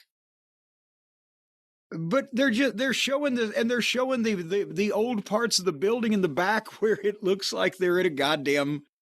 They are in an old auditorium that they used to do plays in with the backstage pulleys and ropes and shit. They showed more of this building than they showed when they were running the NBA arenas, is the point I'm trying to make. Let's move on. MJF was out on the fucking street in an alley behind the building and cutting a promo on Adam Page, and it was shortened to the point, but boy, he's going to have an aneurysm, poor fella.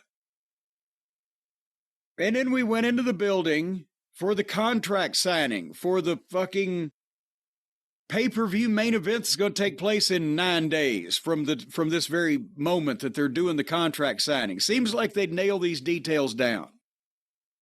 And Tony brings out Swerve and Nana, and then Tony brings out Ricochet. And one thing you got to say, Ricochet is embracing acting like a big goof, or what do the kids say, dweeb? Do the kids still say dweeb? Not really. What is Ricochet acting like? I don't know, putz, but he's doing a good job. I actually was going to say the same thing. He's kind of starting to win me over. I don't know what the end game is, but he's starting to win me over as this character. Do you think it's just art imitating life?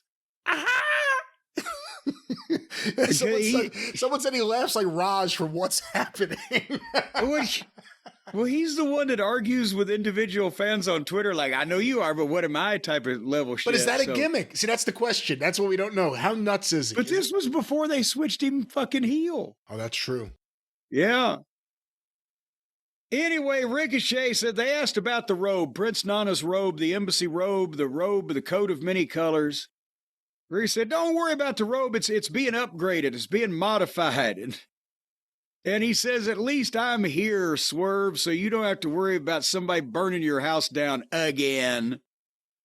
And I mean, you say he's embracing it, but I think that's the thing is here's this small guy, kind of a nondescript look, that it comes off like an indie guy pretending to be a heel wrestler and doing a contract signing skit. I don't believe him, the sincerity. He's playing bad guy wrestler. And while he's nattering off all this stuff to Swerve, and the camera has a close-up of him, over his shoulder there are two fat people in the front row eating nachos and dipping them in cheese and paying no fucking attention. And they're in the front row. And then when I saw that, that's all I could fucking see from that camera shot. And they were mowing through those fucking nachos, boy.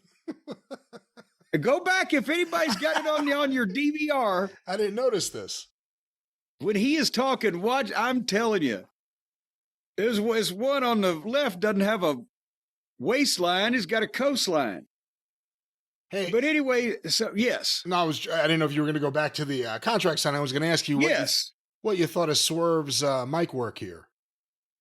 Well, that's the thing. When Ricochet signed and then Swerve started his promo, his whole thing is being the most dangerous man in AEW, and you've unleashed me, and he was being very serious, but it's hard to take him being the most dangerous man in AEW seriously ever since that people started liking him. He's been laid out. He's been involved in these preposterous scenarios where his house got burned down and the blood. And he says then he made the mistake, or Ricochet made the mistake, of leaving him breathing.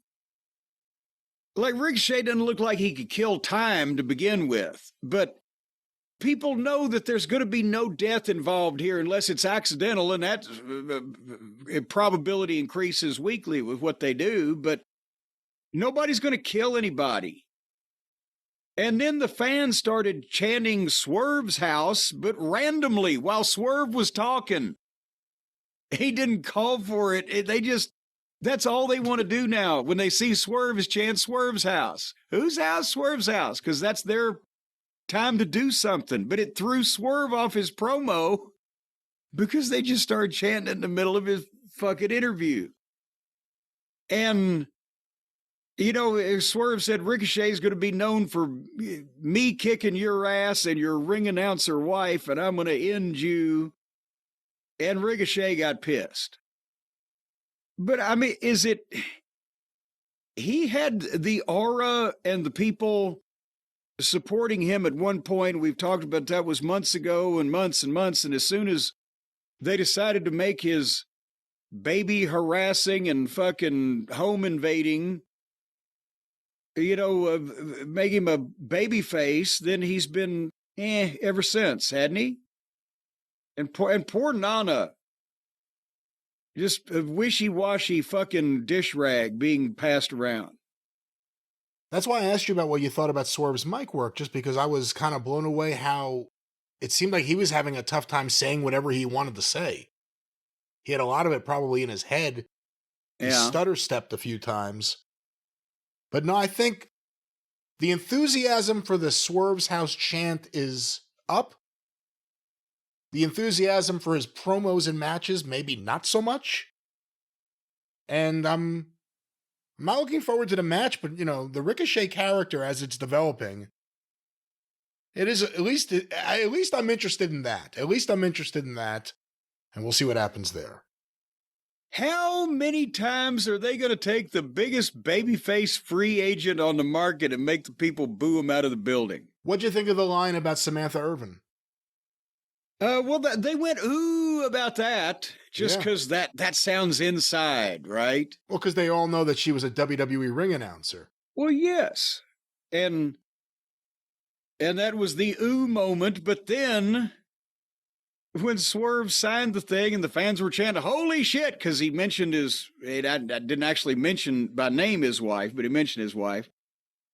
Swerve just turns around and turns his back on Ricochet and stands there. And it was almost like they were doing a walkthrough. I was like, why didn't you just stand up and turn your back and stand there? Ricochet pulls scissors out of his inside jacket pocket and goes to stab Swerve in the head. He spins Swerve around and Swerve blocks the scissors, pulls out his own scissors with the other hand, and stabs Ricochet in the head. And Ricochet takes a bump over the table and the camera's off of him for a while and on a close-up of Swerve so that we don't have any of those embarrassing, we're going to call them Moxleys, where you can see the guy drilling for oil in his own fucking scalp. But then we saw Ricochet again, and he's selling it like he's been impaled on a goddamn lance from Sir Lancelot. And he got a pap smear. That's what they used to call it in the business, Brian, when you were scared to get juice and you got a trickle that maybe extended to your eyebrow. He got a pap smear. And Swerve turned around and walked off. What the fuck are we doing now? Block the scissors and stab me is now being called as a high spot. Should AEW start selling scissors at the merchandise stand? No, I'm afraid the fans will cut their fucking wrists. If you know someone's coming at you with scissors, how would you do it? Would you prepare yourself with your own scissors, or would you get your own scissors? If the motherfucker was trying to stab me with scissors and I'd reached up with my left arm and managed to block it, I'd either poke him in the eyes or kick him in the balls. I wouldn't stand there while I pulled my own scissors out of my coat pocket. If only Ricochet had a long head of hair, at least you could say they're building up to him losing that long head of hair. But that ain't it. But it's just so childish or stupid or not well thought out or fake. Or, again, everybody being involved in these things cumulatively over time, it diminishes their standing in the eyes of most of the viewers, except the, again, most dedicated, hardest core to run off, and that's why they're down to where they can barely get 600,000 people. And Uncle Dave will try to, well, we can't measure Netflix, but it's the same goddamn number before Netflix as after. It's made negligible difference either way.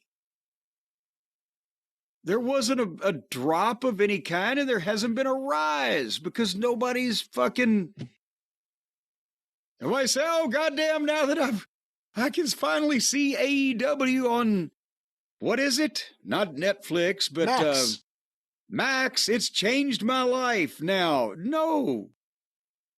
Who's saying that? Who's coming to this? What do you think? And it's because of shit like this. What do you think is worse, the scissors or the screwdriver? Chicken or the egg. They're both stupid. And you don't use things you can't work with. You don't use things that, I mean, I'm sure somebody would say, what a great angle if they made a foam baseball bat and just hauled off and Babe Ruth swings somebody in the head and they took a bump but then got up. They'd go, wow. But for most people, it's like, what the fuck? You've just insulted me. This is ridiculous. This couldn't possibly happen.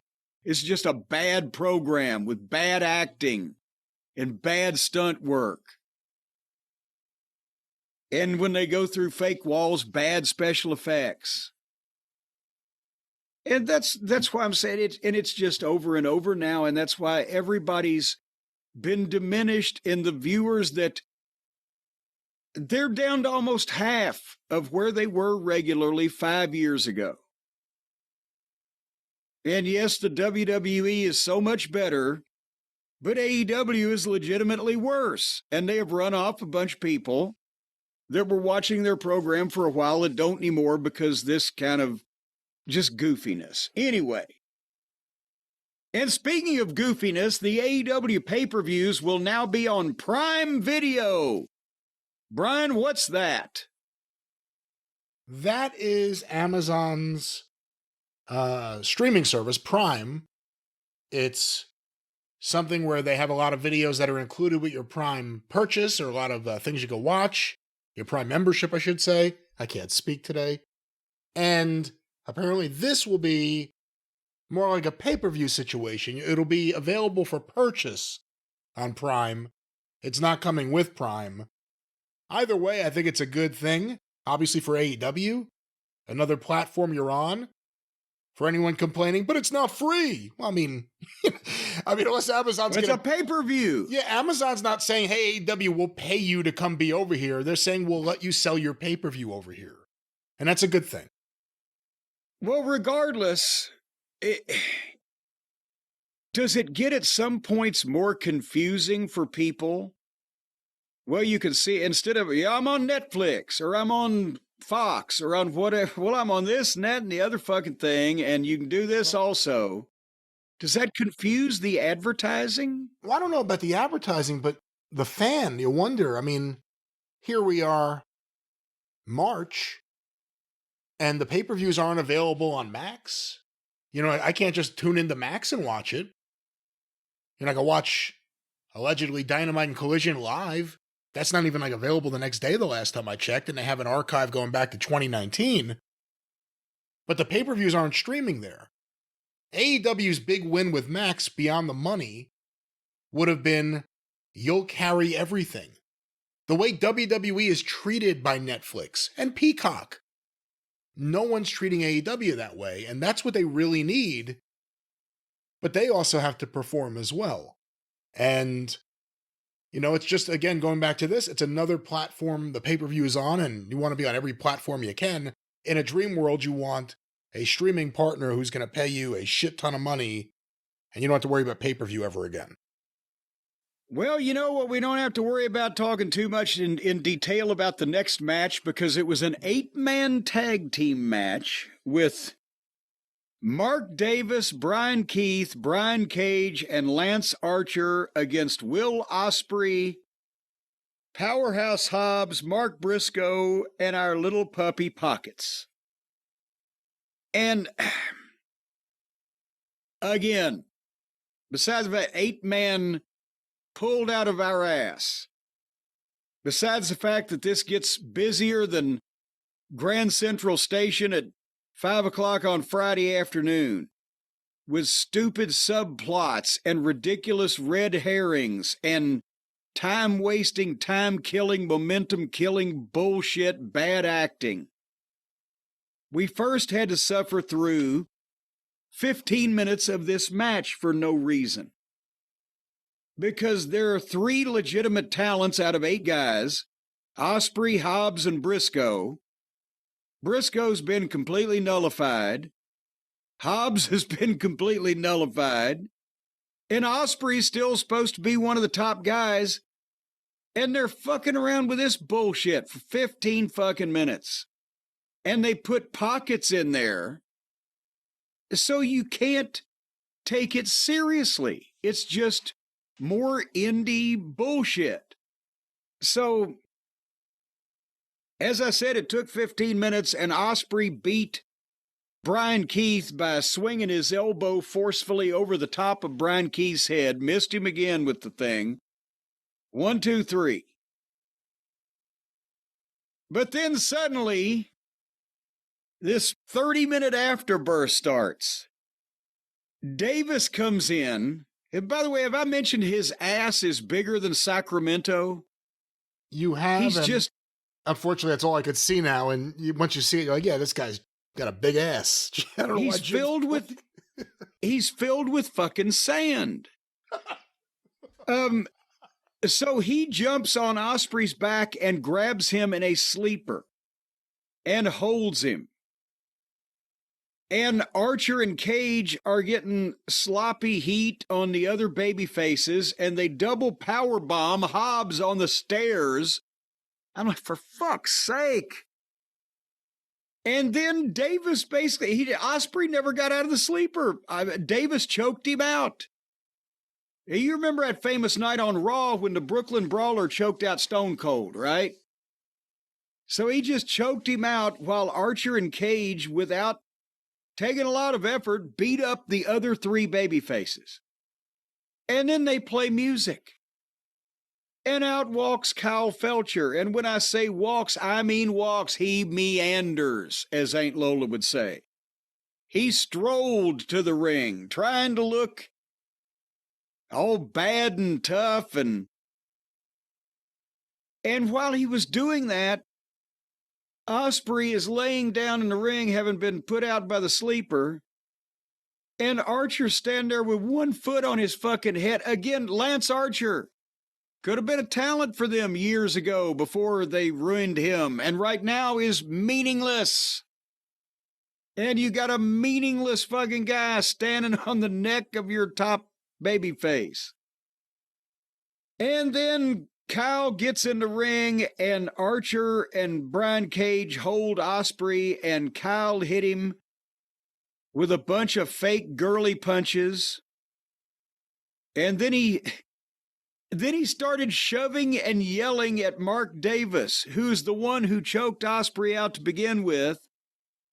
And now he's berating him because that's all part of this ingenious subplot where Davis is being abused and mistreated and verbally malingered by the... And they took forever with this. And then they took forever to make Davis hit Ospreay with a chair. And it was going slowly enough that you realize that, well, Mark Briscoe and Hobbs and Pockets apparently have all been killed. Because there's been people been run over by fucking buses that got back to their feet quicker, but they're gone, and you never see them again. And then finally, Davis hits Ospreay in the back with a chair, and then the heels all together yelled at Davis and banished him from the ring. And he said, okay, I'll go.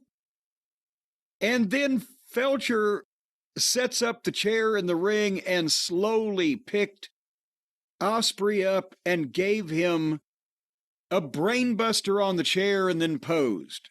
And there was nobody trying to help. It was never explained where the tag team partners and the referee went. They just disappeared. They have security. We're going to see them later on. Believe me. But nobody came out. Because it's selective security. You've heard of Social Security? This is selective security. When they're back there, they say, oh, shit, it looks like somebody's going to get hurt. You guys, you want to go? Nah, I'm not feeling this one. Fuck that guy. He's on his own. None of it makes any sense, and it takes for fucking ever. Brian, your thoughts on this? Can't add too much. I was surprised coming out of, again, the enthusiasm right now around what WWE's doing. You would think some of that would almost carry over to AEW just in terms of overall wrestling enthusiasm. To begin with an 8-man, the first match on the show being this 8-man, I cringe. I'm sick of these multi-man matches where they just throw people together, and then they even tried to explain on commentary why Briscoe and Orange Cassidy were the conglomeration. There is no good reason for any of this. And the Mark Davis stuff is bizarre. Because he was there, and then he got hurt and left, and Fletcher, Fletcher's stuff all happened. And then he returned.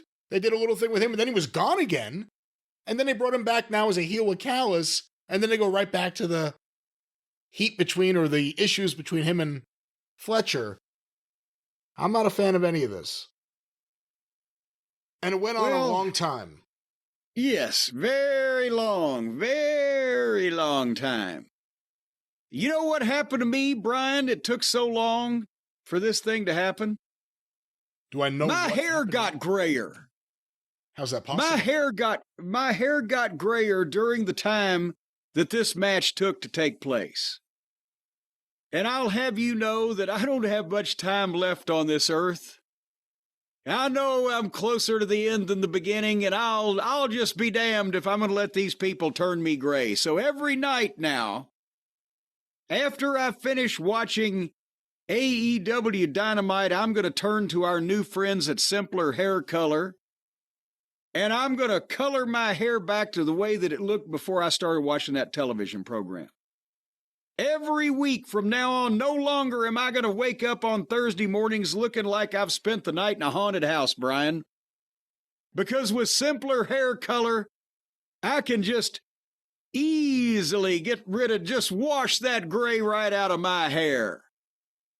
And I won't look like Andy Warhol after he went to give blood. Have you tried this out? Have you had a couple of grays sneaking into your beardage area lately since you turned 45? Well, I've indeed been hearing a lot about Simpler Hair Color, and I know a lot of people in my age group, I hate to say it, they kind of look like garbage, and a lot of it is just because of their hair color. They kind of have a youngish face and an oldish head of hair for no good reason. Yeah, because there's the messiness of all these home dye kits, and and there's the harsh ingredients that salons use. You go in there to the salon, you say, "Make me look 20 years younger." And they're going to put all kinds of bleach and chemicals and phosphorus and battery acid on top of your head. Just like when, I have it on good authority, Penelope Pitstop. She felt like she was getting a little older, so she went in and to a plastic surgeon, said, "Make me look 20 years younger." He added a tail. But nevertheless, folks, Simpler Hair Color was started by a couple of guys named Patel and Brown. Two men who appreciate better dyeing options for hair and beards. And I don't know, you might be able to use this for the garden down south. You never know. The last thing you want is... No, we know. It should just be applied. Let's worry about one place to use it, and that, of course, is that head of hair. Well, you don't want your wife to get cross-eyed in certain moments when she's looking to see is that gray as it used to be. Boy, that hair's gray there. And you don't want your wife. You don't want your wife looking at your head of hair and ever thinking that. You want to surprise her with the hair color you used to have, or maybe the hair color you should have had. Fix all your wrongs with the right hair color. That's what I always say. Repent now while there's still time. You can still not look like you're ready to be laid out and have words spoken over you with a bad dye job from a rotten mortician. No, don't worry about that stuff you buy in the stores and the, again, corrosive ingredients of the salons. Simpler Hair Color. They've got a full variety of shades to match any guy's hair and beard. It's easy to use. It's not a messy type of procedure here. One dispenser gives you the same amount of dye as 4 boxes of the store-bought stuff. It's an all-in-one product you can use on your hair and beard, and also the shrubbery around General Johnson's house may be able to benefit. And it's not going to irritate your skin. It's both gentle and effective. And see, you always want stuff to be gentle and effective, because those two things go hand in hand. With your hair, always, yes. Yes, or any other things that are affected by gentleness. Well, but folks... I fucking know what that again. Yeah, but we're talking about the way you want to treat your hair, and you want to treat it with the gentle care, but get the fiery results, whatever they may be. Yes. And of course, is your option with Simpler Hair Color. treat your hair gentle, and every once in a while have somebody pull a big handful of it. But nevertheless, cleaner applications, gentler ingredients, unlike other companies, no waste. No waste. They will come and pick up all the dye that you drip and they'll sell it to somebody else. Plus, Simpler Hair Color offers free shipping and free returns. So you can try Simpler Hair Color risk-free. And here's what you do. They ship it to you for free. You use some of it. If you don't like it, you cut off all the hair that you put this dye on, put it back in a box, and send it to them. And they will recolor your hair for you and send it back. So, folks, say goodbye to grays the easy way with Simpler Hair Color. Head to simplerhaircolor.com/JCE and use the code JCE for 10% off your order. simplerhaircolor.com/JCE, 10% off. Make sure you use the promo code JCE because they will know then that I sent you and that you're okay. Wink, wink, nod, nod. And that you can get the 10% off deal. And also, if you're an AEW employee, this can help you in disguising yourself and changing your looks and identity so that way people won't recognize you on the street and you'll be embarrassed that you're on a substandard television program. Just change your fucking hair color. That worked for The Fugitive. Did you ever see the first season? With Simpler David Hair Jansen Color. was blonde. Once again, with Simpler Hair Color, think of what it could do for Mox, for Cope, for all the stars of AEW, and think of what it could do for you. One more time, Jim. Our friends, Simpler Hair Color, what's that promo code? JCE, and you have not yet acknowledged that you're aware that David Jansen in The Fugitive, Richard Kimball, the wrongfully accused doctor was originally a blonde-haired guy, and he dyed it black. Yes, of course. Well, you say yes, of course, now because I've told you. But They literally you know they literally showed you with him on the train to start the show, so every episode began with that. Yes, and hair dye, the bottle there. He'd be a real idiot if he was a fugitive and didn't dye his hair. It's the first thing you do. Well, that was Simpler Hair Color that he used. Well, no, let's not say that some television criminal used a product that didn't exist yet. But it can work for you. Can you prove he didn't? It can work for you, Simpler Hair Color. Well, I think he did. Back to Dynamite. Back to Dynamite. Back to AEW Dynamite. It's one of those shows, ladies and gentlemen. Oh, good God. Well, we were back outside the building, and again, the front door. It looked, the stairs up to this old historic auditorium, the building looks fine. There was no people, Jerry. There weren't the people, Jerry. There was literally nobody on the streets, the front steps. It's just an empty building with this fucking knucklehead Wheeler Useless with no shirt on and his wrestling tights out on the sidewalk where there was no people. So it looked bizarre. And as the guy said, he looked like a used vinyl store clerk, stripped to the waist. Maybe he's delivering the naked wines. What do you think? That would have been a reason to be out on the street. It looked like, is the city closed? That's my first thought when he walked in. That's what it looks like. They had thrown a police cordon around this entire block so you would think that it was. The front steps looked like the final scene in Time Enough at Last, the Twilight Zone episode with Burgess Meredith. The world has come to an end. He's sitting on the steps of the library.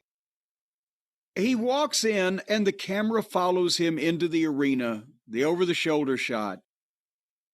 It looks like the Evansville Coliseum. It's a 100-year-old building, and it's small.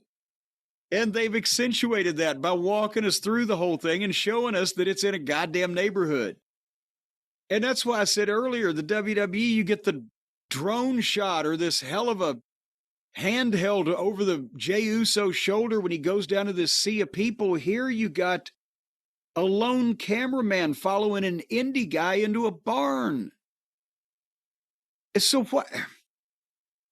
If he's Useless is supposed to be on the outs or sideways in some way with Moxley and the rest of the bunch anyway, have him come down the entrance. Have him commit the cardinal sin. Dress in the locker room. What the fuck is going on? Well, he didn't have issues with Moxley before the match, did he? Well, he's always the whipping boy and the guy that they take advantage of and they push him around. And then he started to accept it. I didn't realize until this match that we had a new problem.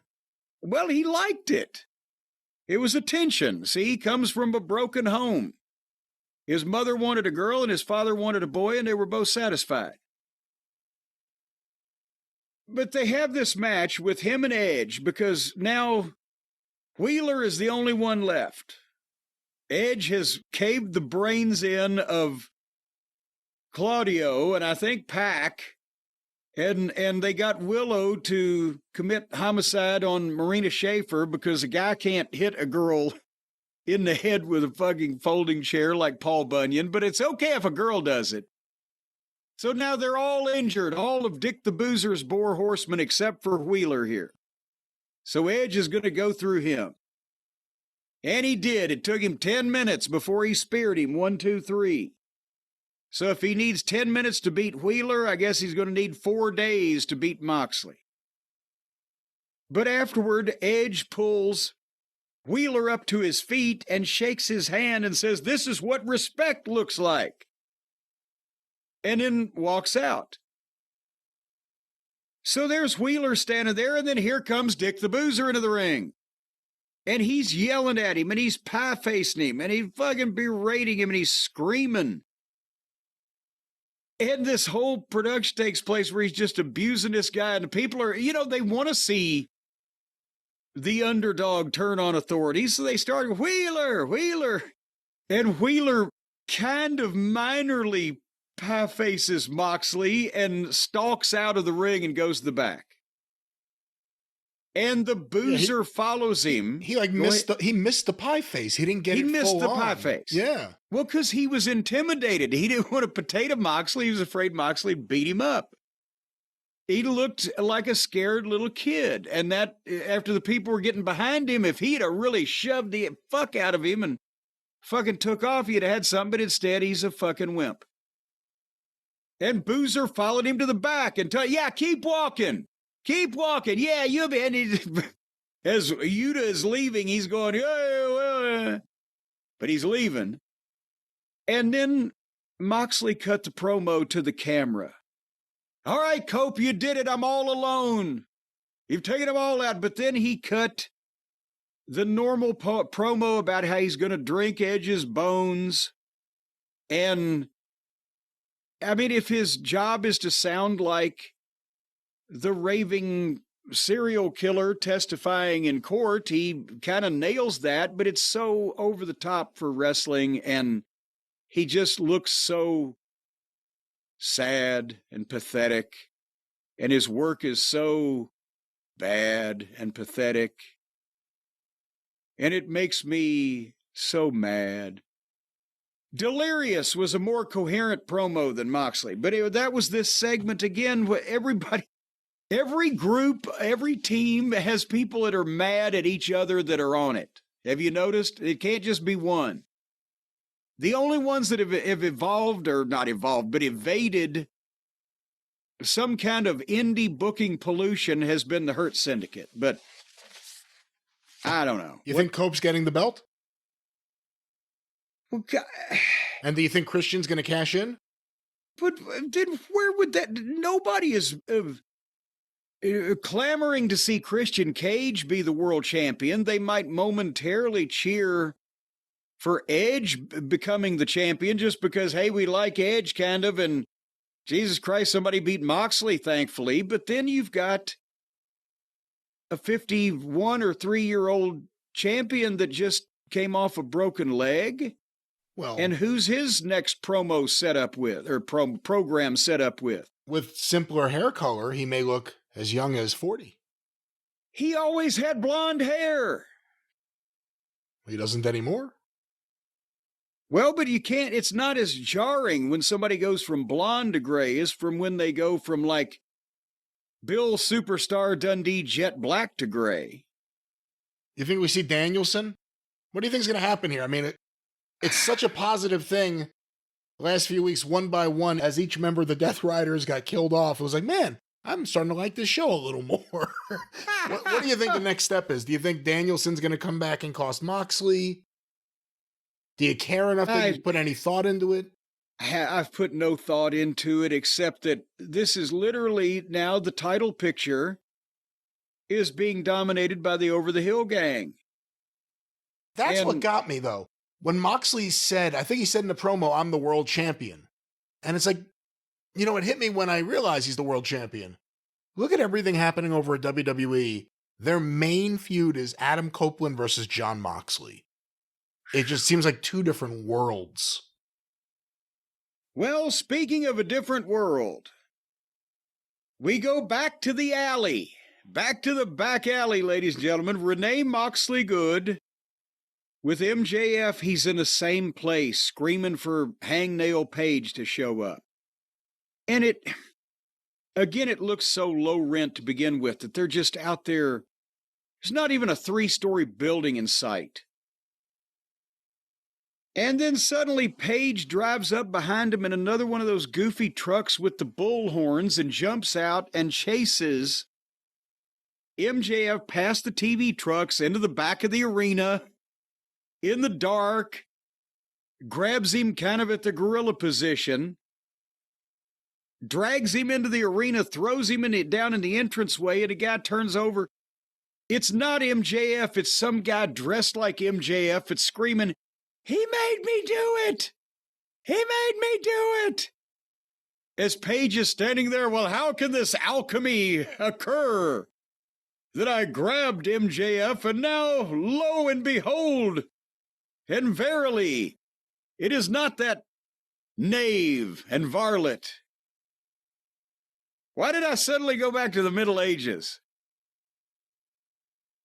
And suddenly, MJF levels Page from behind and throws him into the ring and is going to give him the heat seeker, but Page shoves him off and takes the time to take his jacket off and then go for the buckshot. So when he goes for the buckshot, MJF meets him with a kick to the balls. And then he gives him the heat seeker and takes his jacket off, and the shirt says MJF did nothing wrong. Because again, that is the reasoning behind MJF's turning of the fans is that the fans turned on him, started cheering for other people, which would be valid in there. There's valid logic in there somewhere around all of this. But nevertheless, he tried to get more heat on Page, but Page was covering up and blocking everything, so it looked like shit because he didn't have a target. And I know I've mentioned this before, but a lot of people are saying, well, yeah, you would cover up in a fight. Not if you're knocked goofy and you can't cover up in a fight. That's the idea of kicking a fucking dead horse. That's the idea of beating a man when he's down. The guy's already down, he's helpless, and you're beating him up. And then if you are allowed a target, you can work and your shit looks good, or it should, without the other guy blocking it, and you don't have a target, or then you're trying to pull because you don't want to throw a punch at a guy's head and have him put his hand up in between and your fist hits his wrist and drives his hand into his own nose and breaks his fucking nose. That's why guys historically were always pissed and considered it an insult to their work if they got on a guy and the guy was flinching and covering up all the time. Say, open up, give me a fucking target, idiot. Watts did that to me in the Superdome. When I was begging off from fucking JYD and I turned around and I didn't realize Watts was so close. And when I turned around, he legitimately did startle me. And I jumped and moved on when he slapped me. And he's like, "Goddamn, corny." Or it's Cornette then. I wasn't corny yet. "Goddamn it, Cornette, open up." So I let him slap me again. Have I made that point, Brian? You made points. I've made it. There's which been specific words. The point of open up and don't make guys' heat look like shit. Give them a target, but the guy has to be able to work. So then here comes 3 or 4 security guys into the ring. They must have gotten there late because there was a goddamn attempted murder here a little while ago. Nothing happened. But then MJF, he just hit him with forearms and boom, and they took a bump and rolled out, and you never saw them again. Again, they weren't killed. They weren't murdered. And there's only 3 of them. We know there's going to be more here in a little while. Hold on, they've got an excuse for this. MJF puts on the ring, but Page is back up and leg dives him and throwing punches at him.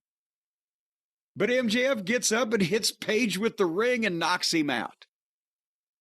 And gets the microphone and goes, well, you like and you cheer for Adam Page when he burns shit. How are y'all going to feel when I burn shit?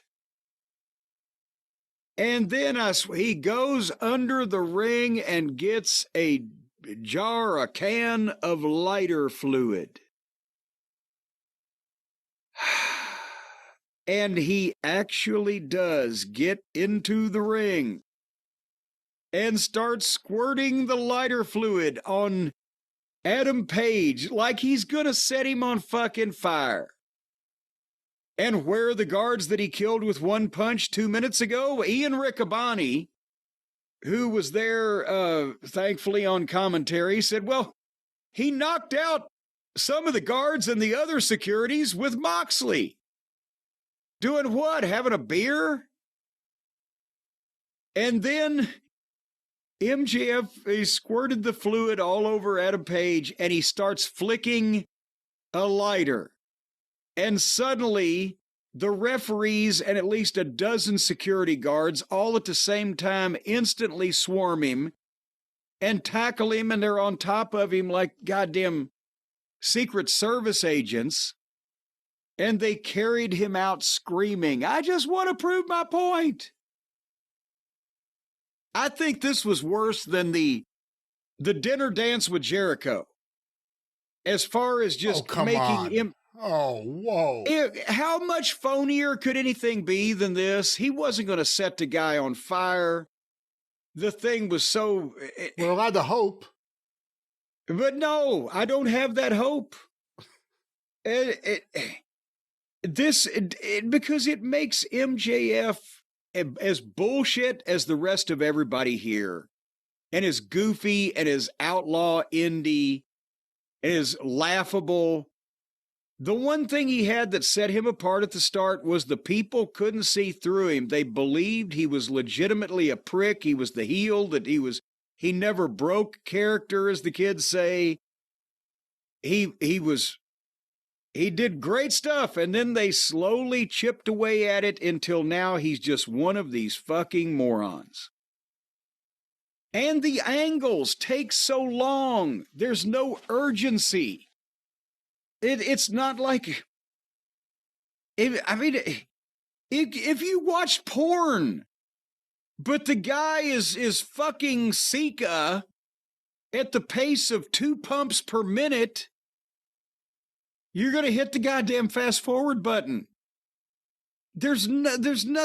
There's no urgency. There's no violence. There's no mayhem. There's no chaos. That's what set the... Hello? That's what sets Sika apart. Yes. That's what set Sika apart. That's what set Seth and fucking Punk apart with their pull apart the other night on Raw, is they looked like they were fighting and people were trying to stop it and they wanted to kill each other and people were trying to stop it. And they didn't go for goddamn 15 fucking minutes or at a snail's pace. And these angles are so phony. There's so many holes in them. They take so long you can see through them. There's no urgency to them. There's no reason to raise the fans' blood pressure. It's just the anticipation of the next stunt. And so here's something somebody else said that I saw on Twitter. When I was talking about Orton the other night did like 7 or 8 RKOs in a row, and I said, anytime that you do a big move or a great move or whatever, a number of times right in a row, you give people multiple chances to see through it, and the response is somewhat diminished. Here's a great way to put it. Somebody said this on Twitter, said, magicians say one time is a trick, twice is a lesson. And I like that. I just wanted to stick that in. That is good.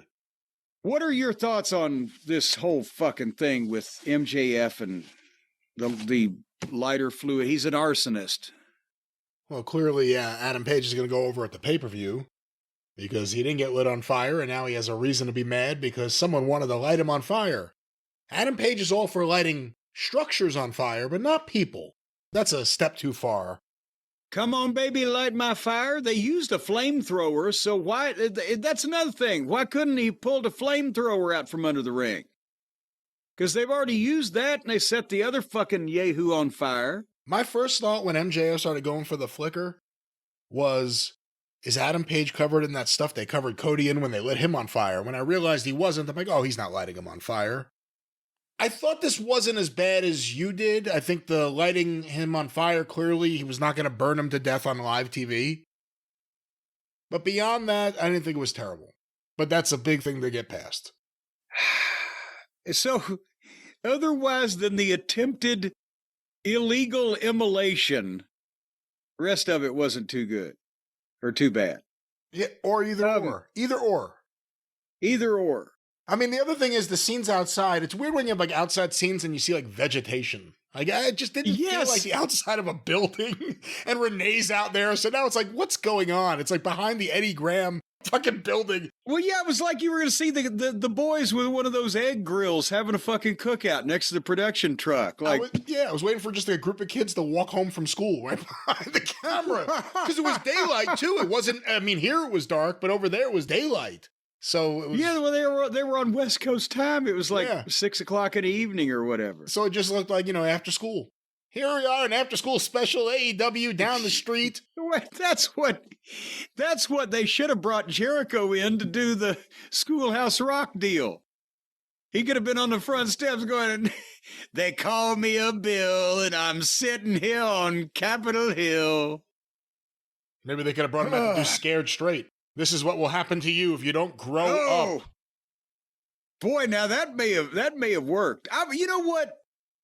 They ought to go back and do a network special on all the kids that got scared straight back in the 70s. And look it up, young people. They had prisoners and inmates talk to kids and scare them straight and put it on TV.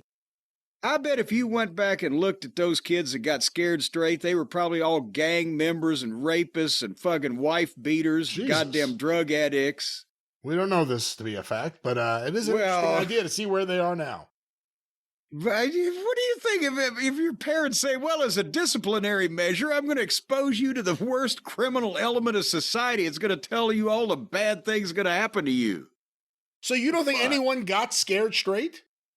I think they scared them so far, they fucking went around a complete lap. They got straight and then they got crooked again. Then they say, you know what? Fuck my mom and dad for fucking making me go through this. These fucking guys, at least they look like they got some pussy every now and then. And off they went into the world of gangs. Well, this has been the MJF Adam Page segment review here on the show. And then we came to, they figured out a way to make Toni Storm's gimmick work. They actually put her in a fucking movie. There was Lexi Nair. At least it wasn't Marvez. Good God. With Ash Avildsen, our friend, the director, you Goes Wrong Show fans, and screenwriter of Queen of the Ring, and Toni Storm, and at least her gimmick worked here. She legitimately is a movie star in a movie, but she did her accent, and Ash did a bit with her, and I don't really know how to even paraphrase this or describe it in any way otherwise than they were plugging the movie, and Toni Storm was doing her gimmick.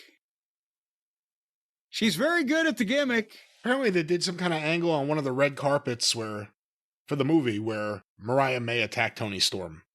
Yes, and the blood is what turned the carpet red. What are your thoughts on that, though? Are you for that or against that? The idea if you have a wrestler who's in a movie and she's going to be doing red carpet events, doing an angle in front of all the media that would be Well, there. I'm never against, under the right circumstances, I'm never against the concept of doing an angle. No matter where the time or place, it has to be depending on what the angle is and who's in it. However, having said that, before I would validate this, I might have to see the angle. Just to, again, Tony Storm had something with this until it just went too far. Would that be just a catch-all phrase? It's well, the thing. Hold on, they did another thing here in a few minutes. Let's just talk about that because Renee Moxley Good was sitting down with Maria May and Tony Storm later on. And as soon as Renee says, "Thank you guys for sitting down here today and agreeing to no physicality," Maria stands up and just spits in Tony Storm's face. And then Tony says, "It's nice to know you still care. Otherwise, she doesn't move a muscle." And they proceeded to do the most ridiculous acting, in quotation marks, that I've ever seen. It's like they're letting out all of their aspirations of doing parodies of Lifetime movies. I mean, they're exhibiting, especially Maria too, some element of talent in being able to say all this shit, but it's just ridiculous, isn't it? I mean, I'm not a big fan of the stuff on wrestling that's overly theatrical like that at this point. Tony Storm is more committed than most, and her stuff tends to be... should be committed. Her stuff's over until the bell rings, and she's good in the ring. I'm not saying she isn't, but, they still haven't been able to overcome, for the most part, the fan apathy in AEW when the women are in the ring. But her gimmick's over, and her personality and promos are over. She got a big pop when she revealed that she was still timeless. Maybe they could make Ash like her full-time director. You have Ash following her around and telling her what to do. I don't know. I think he's got a better chance with Queen of the Ring winning an Oscar in that respect. But and is that the thing? Is it that the stuff that's going to get over in AEW now is basically the silly wrestling because they are down to that indie audience that just wants silly fucking wrestling, and that's what they've got, and that's all they're going to get? And that's the point of this show that we're continuing to talk about is I think that there's nobody they can sign to make a difference. I don't see any genius angle that they can come up with or match that they can promote that's going to make any difference to spike anything. Can you? And I don't even know if that's their biggest problem. I think the bigger problem is that long-term, WWE is doing everything they can to lock down the industry away from Tony Khan. Everything. I mean, I'm talking about infiltrating podcasts. I'm talking about doing everything they can, locking down indie talent at the most basic of levels, locking down schools. They're doing everything they can. Churches. Again, what do you do in a wrestling war? With the NWA versus Georgia, they never ran out of talent, the NWA. Georgia did. And it's a little bit of a different dynamic. You don't have a conglomeration of, to use the term, wrestling promoters working together. You just have one with a lot of money and a desire to own everything in the space. That's, again, it goes back to the frustrations with Tony Khan. It's Tony Khan's wrestling company. That will be a distant number two unless AEW does things to change things at the top, and they're never going to. It's a frustrating ordeal to kind of watch. I think that's the problem. Well, speaking of frustrating to watch, Thunder Rosa and Chris Statlander versus Penelope Pitstop and Megan Brain. And I said, okay, I'll watch for a second, see if this turns into a shoot and Thunder Rosa stretches somebody. And it didn't, and she didn't.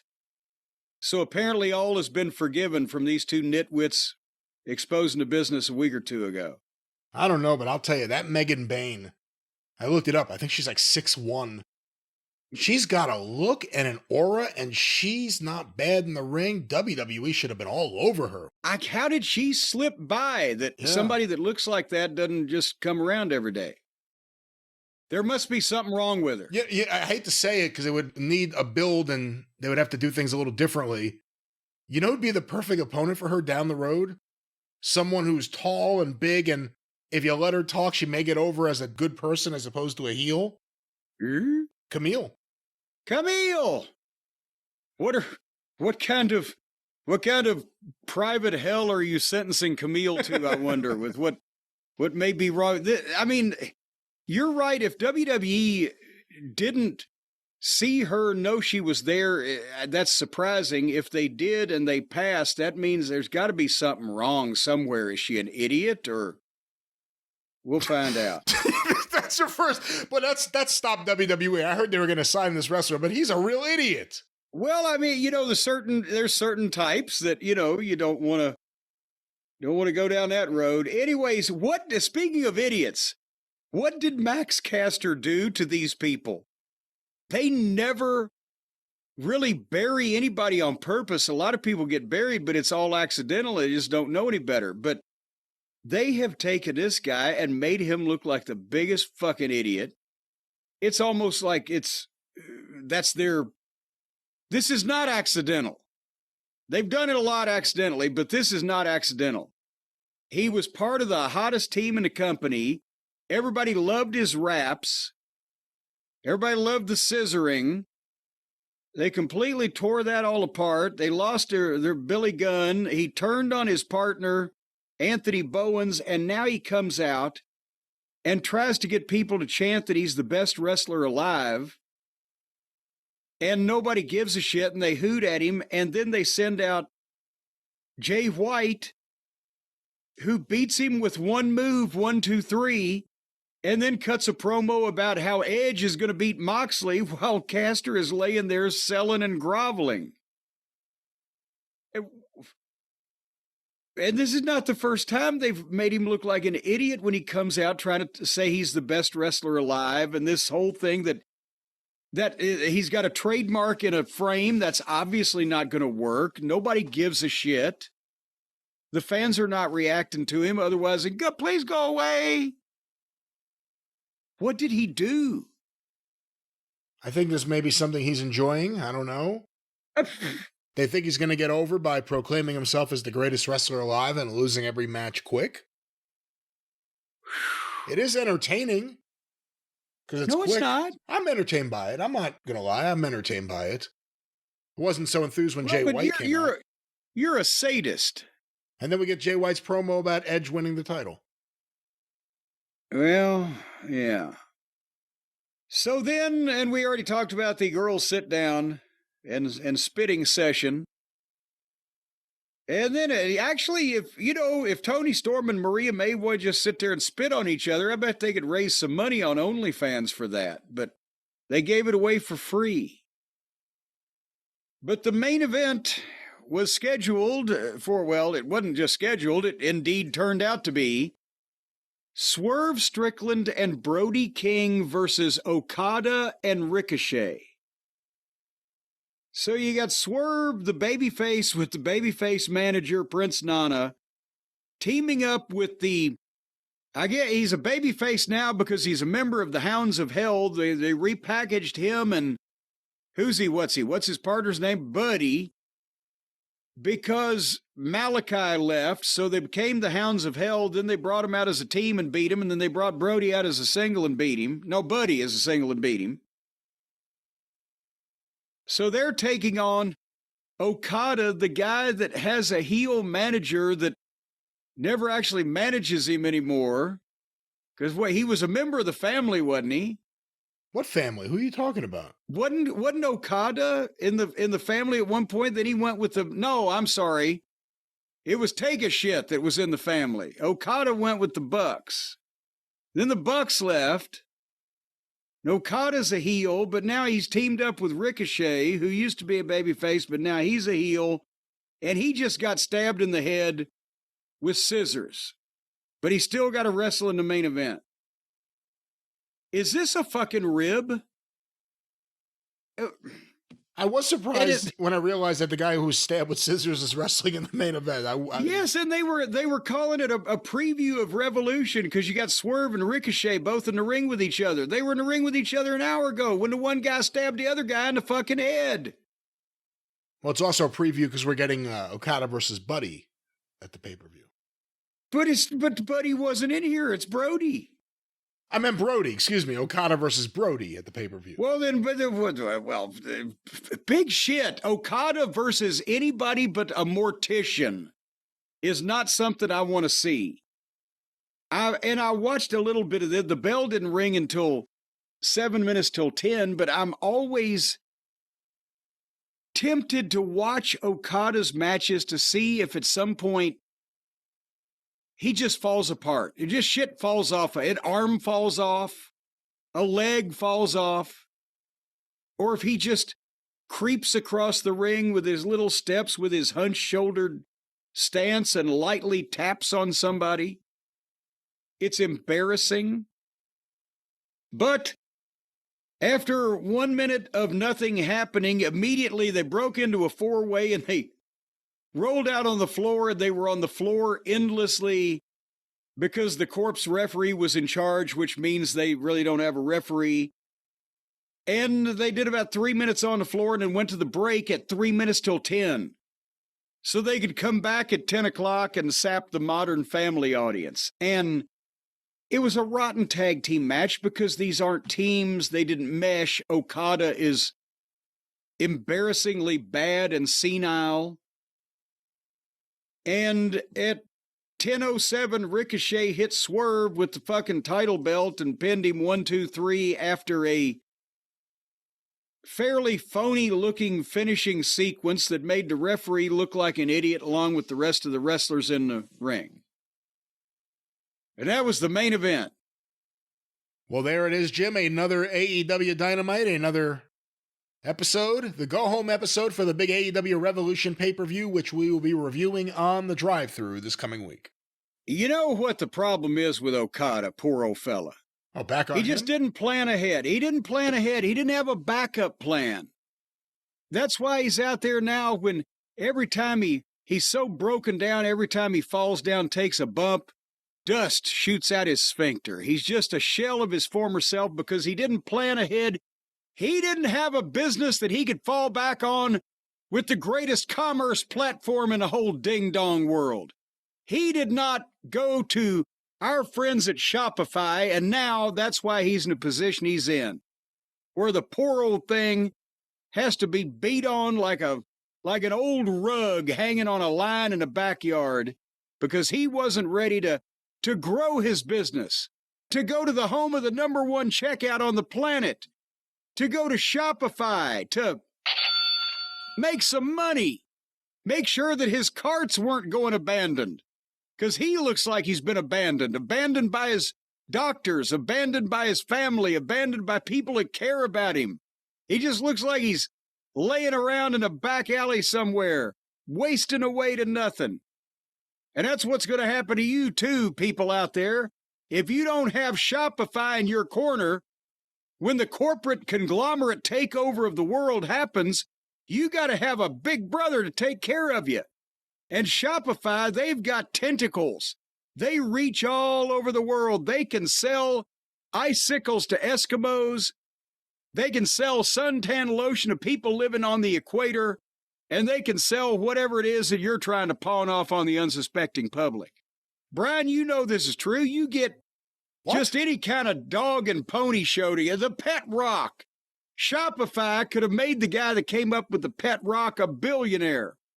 Instead of Elon Musk now, we'd be dealing with the guy that came up with the pet rock, because it's all about your platform, Brian. It's all about who's selling your stuff. It's all about who's making the conversions. It's all about who. Well, you know it. You know it's true. Well, it's all about you want to get your product in front of the most amount of eyes, the most amount of potential customers as possible. And with Shopify, you can do that. And you want to have that platform taking those people's money just like that, just sticking their hand in their pocket and pulling the money out of these people's pants. No. I wouldn't say it like that at all. They gotta be fighting. The money. They're accepting the money that is given to them for your fine products that you are selling with Shopify. Yeah, and you better turn that money over too if you know what's good for you, because Shopify, they got friends. And if you don't part with at least part of your money, they're going to make sure that some of your parts don't go back together the same way. That is not what Shopify will do. Shopify is on the up and up, and your business will be going up and up and up and away with sales. And away. And some people might be going away for 3 to 5 years for what they do to you. No one is going away from, no one involved with Shopify. I don't know what you do in your personal life. Well, they contract this out. It won't be Shopify, plausible deniability. It'll be somebody named Frank or Joe. There are no contracts. Crooked nose. No contracts, no buttons, just your items on Shopify. Get out. Just do it. You get in front of the most customers you can with Shopify. That's what I'm saying, Jim. Just get out there and mingle amongst them. And boom, and your cash registers. Your cash registers will be ka-chinging with the money that you'll be making, and it won't cost you anything because we can get you a $1 a month trial period. If you don't believe the things that we are saying is true, or we are saying is true, or we is saying are true. A lot of people don't think it be like it is, but it do. But Shopify will only charge you a $1 a month trial period if you go to shopify.com/JCE. That's all lowercase, by the way, that JCE. And you can upgrade your selling today and see how wonderful they are and how that they will make people turn over a significant portion of their income just to be left alone from you if you have Shopify in your corner. Well, no, again, I wouldn't phrase it like that. You ought to open a business where you say, I will leave you alone if you'll pay me money. There are certain people that could make that go. I don't think that business is a legitimate thing. Some press agents I know actually may call that a business, but that is not a legitimate business that they will be selling or helping you sell or being involved in any way. Let's talk about your business. Let's talk about what you could sell. Let's talk about the customers. A pleasant experience, easy to track, Shopify without any more trouble. What's that promo code, Jim? JCE. Let's talk about Shopify. Okay, I don't know what that was, but that's right. Shopify.com/JCE. So do they sell the Nielsen ratings on Shopify's incredible #1 checkout on the planet and incredibly successful commerce platform, or do the ratings come out in another way? I think if you could buy the ratings, Tony Khan would certainly spend the money. He loves spending, although they are cutting some of the roster we hear this past week. But AEW Dynamite March 5th on TBS, 8 to 10:08 p.m., according to WrestleNomics, on average, watched by 600,000 viewers. Oh, even. Dead even. And even Steven this week. Well, at least they got back up to 600,000. That's been a struggle for them the past few weeks. But now, as always, the devil is in the details, and the entertainment is in where they started and where they finished. Well, and let me just say, because I'm reading WrestleNomics' report here, the story this week is the key demo. It's the lowest in Dynamite history in the normal time slot. The previous low was October 8th last year, but that was a show that started at 9 p.m., and NXT was on for half the show. Now, in a lot of the country, NXT was against this, because it had been preempted the night before because of the president's speech to Congress. So, but still the lowest ever. So we'll discuss that a little bit as we go through this. Jim, here are the quarter hours. These were compiled by WrestleNomics. Quarter 1, 8 to 8:15 p.m., the MJF outdoor promo, and the Swerve Strickland Ricochet contract signing. 694,000 viewers. Okay, that is markedly lower than normal, which means that according to the average, they're not gonna fall that precipitously this week. Is this one where only the most devoted came, but they stayed?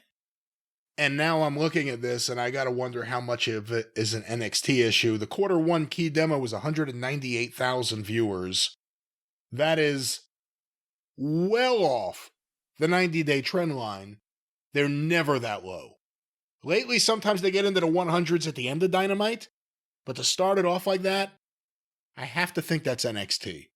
Chipping away at the younger view, which again, though, that makes you question, how'd they get 694 if they lost so many of their other viewers? How high would they have been? But let's go to quarter two, 8:15 to 8:30 p.m., an ad break, Powerhouse Hobbs and the Conglomeration and Will Ospreay versus Brian Keith and the Don Callis family with picture-in-picture ads, 563,000 viewers. Oh, Jesus Christ. 171 in the key demo, 18 to 49.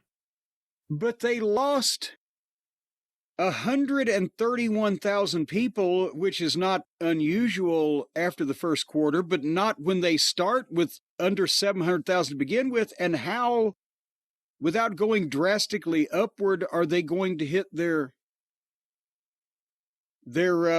average here? You know, and another question, we've asked it in the last several weeks, last few months, how much of their audience isn't into Swerve Strickland anymore? We've seen the main event matches with him at the end of the show die in the ratings. He was in the first quarter, people tuned out right away for the second quarter. But we go now to quarter three, the continuation of that match, 8:30 to 8:45 p.m., and the post-match with Kyle Fletcher and the Takeshita video, 645,000 viewers. Okay, and they just gained 37, 70, 82,000, which never happens. There has not been a quarter since we have been reviewing this that they gained 82,000 people after losing. So that's got to be a significant amount of people switching back and forth depending on what's on NXT, does it not? That's the only thing I think for a wrestling audience that would cause it like that. We go to quarter four. To lose 130 and then gain 80-something. That doesn't happen. We go to quarter four, 8:45 to 9 p.m., an ad break, and the start of Cope versus Wheeler Yuta with picture-in-picture, 584,000 viewers. And then to turn around and lose almost an equivalent amount. This is a ping-pong match at this point. They're switching back and forth some segment of 100,000 or so to see what the fuck is going on with the other show. Well, we go now to quarter five, the big 9 o'clock hour, 9 to 9:15 p.m. The continuation of Cope versus Yuta, the post-match with Moxley, the Outrunners video, MJF's promo outdoors, and then the MJF Adam Page lighter fluid angle. 667,000 viewers. Jesus Christ. Okay, now they're up. Wait a minute. They started at 694. They lost 131,000. Then they gained 82,000. Then they lost 61,000. And now they've just gained 83,000. So they're almost back to where they started at.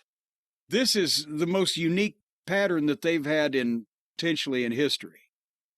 We go now to quarter six, 9:15 to 9:30 p.m. The Tony Storm backstage promo, the Megan Bayne and Penelope Ford versus Chris Statlander and Thunder Rosa match with picture-in-picture, 579,000 viewers. God damn it, and now 67, 87, 80. They just lost 88,000. And from here on, looking at making that average, we gotta have a significant drop. We go now to quarter 7, 9:30 to 9:45 p.m. The continuation of Bain and Ford versus Statlander and Rosa, the Mercedes Moné backstage promo, the Max Caster promo, Jay White versus Caster, the Tony Storm Mariah May backstage angle, and an ad break. 596,000 viewers. Well, they picked back up. There's another 17,000. This is a very odd pattern, to say the least. And Jim, finally, quarter 8, we have an 8-minute overrun. 9:45 to 10 p.m. Okada and Ricochet versus Brody King and Swerve Strickland with picture-in-picture. 519,000 viewers. Oh. 8-minute overrun. 505,000 viewers. So that match ended up losing a total of 91,000 people.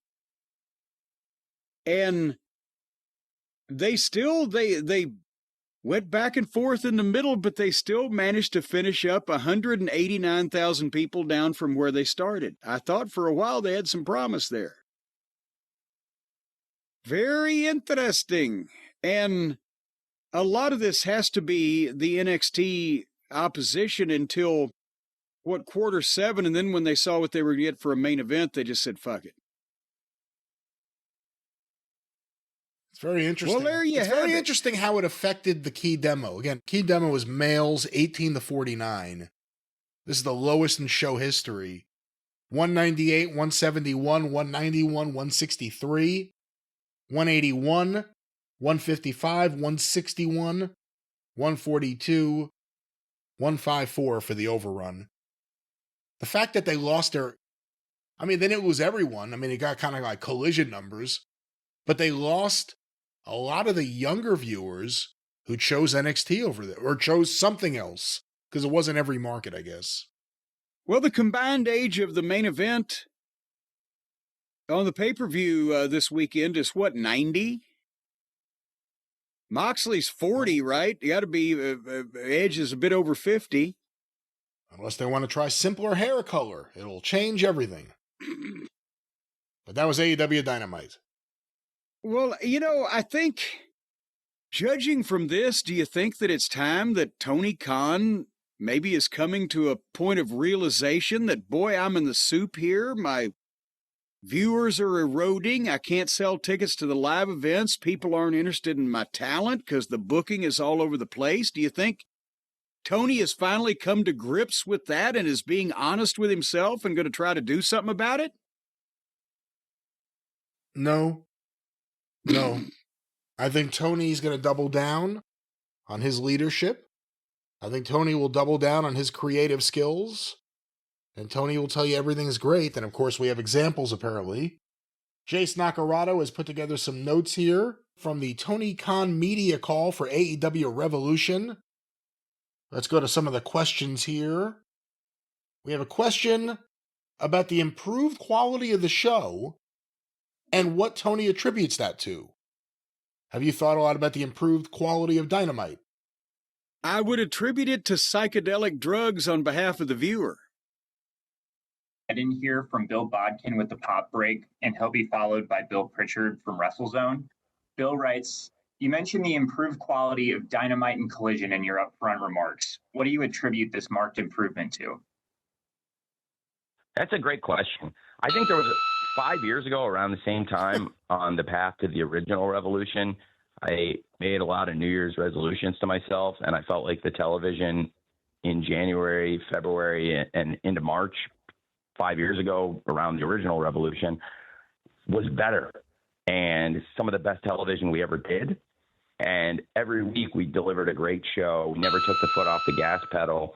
And I think there are many elements that make a wrestling show great. And I made a promise to myself 5 years ago around New Year's, going into 2020 at the end of 2019, that we were going to deliver great shows every week. And really the big thing I told myself, this is no secret, I said it back then, so you can go back and look at the interviews. I told myself, if I don't like something and somebody pitches me an idea, I'm not going to be nice anymore. I'm just going to tell them, no, I'm not going to do it.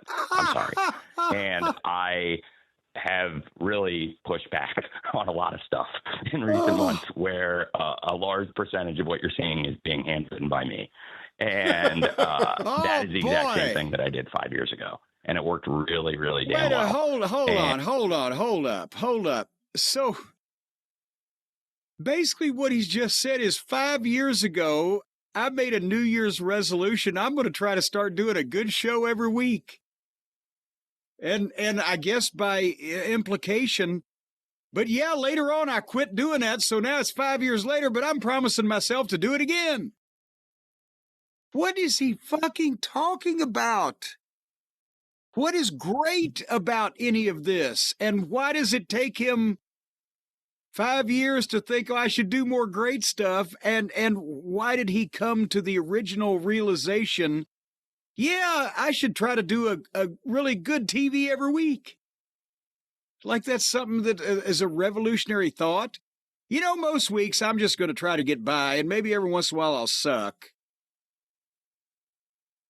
Help me, Brian. I don't know how to help you. The idea that he's the one shooting down ideas because he believes in his ideas. And the big lesson of AEW is he should go back to when he took full control of the creative. And, you know, guys have always had input. And Tony's saying that again, the question was about improved quality of the show. He's saying the improved quality of the show is because he went back to his mindset of, I'm in charge, I'm writing the show alone. So it all goes back to his belief in his ability to write a wrestling show. Go ahead. And I realized that's probably what I should do going into this revolution because it worked really well for the first one. And I never meant to look back, but, you know, a lot of times you try things, you get into habits, and I really like working with people. And most of AEW is about collaboration, and that's really one of the things that makes AEW stand out. And there's times where I've been too collaborative and just need to push back. And I think in this, you know, past couple months and 5 years ago at the same time, you saw that. And the product was one of the best shows we've done week in, week out 5 years ago. And I think we've gotten that kind of quality going again. And I love the idea that he thinks, you know, like, where was he too nice as a collaborator when he said, sure, Miro, I'll hire your wife and let you guys do whatever weird shit you guys want to do on the fucking show? I'm not exactly sure. And again, he's acknowledged all along that everything's great. Now he's kind of saying, well, things are great now because I'm going back to when things were great 5 years ago. He wishes he could go back to those numbers, by the way, that he had 5 years ago, because they were almost double what they are now. But go ahead. You wouldn't know. So I sometimes see people who haven't clearly watched the show talking about it. But I think the people who are watching it week in, week out right now are very, very happy with the quality of the AEW Dynamites on Wednesdays, the Collisions on Saturdays. And one thing we've consistently done from the beginning of AEW is great pay-per-view. We never got away from that. Last year was the best year on pay-per-view, I believe, show to show to show we've ever done. I don't think we've ever done more great pay-per-views or been more consistent on pay-per-view. I made a promise to myself that I would try to carry over the same level of detail and precision to the television. I said it 5 years ago I would do it, but that was when we were just doing Dynamite. And Detail and precision? Detail and precision? What the fuck? Whether it's not knowing the building codes details when they put up their fake walls, or just all of the details that we point out, why does any of this make sense, and who could follow this?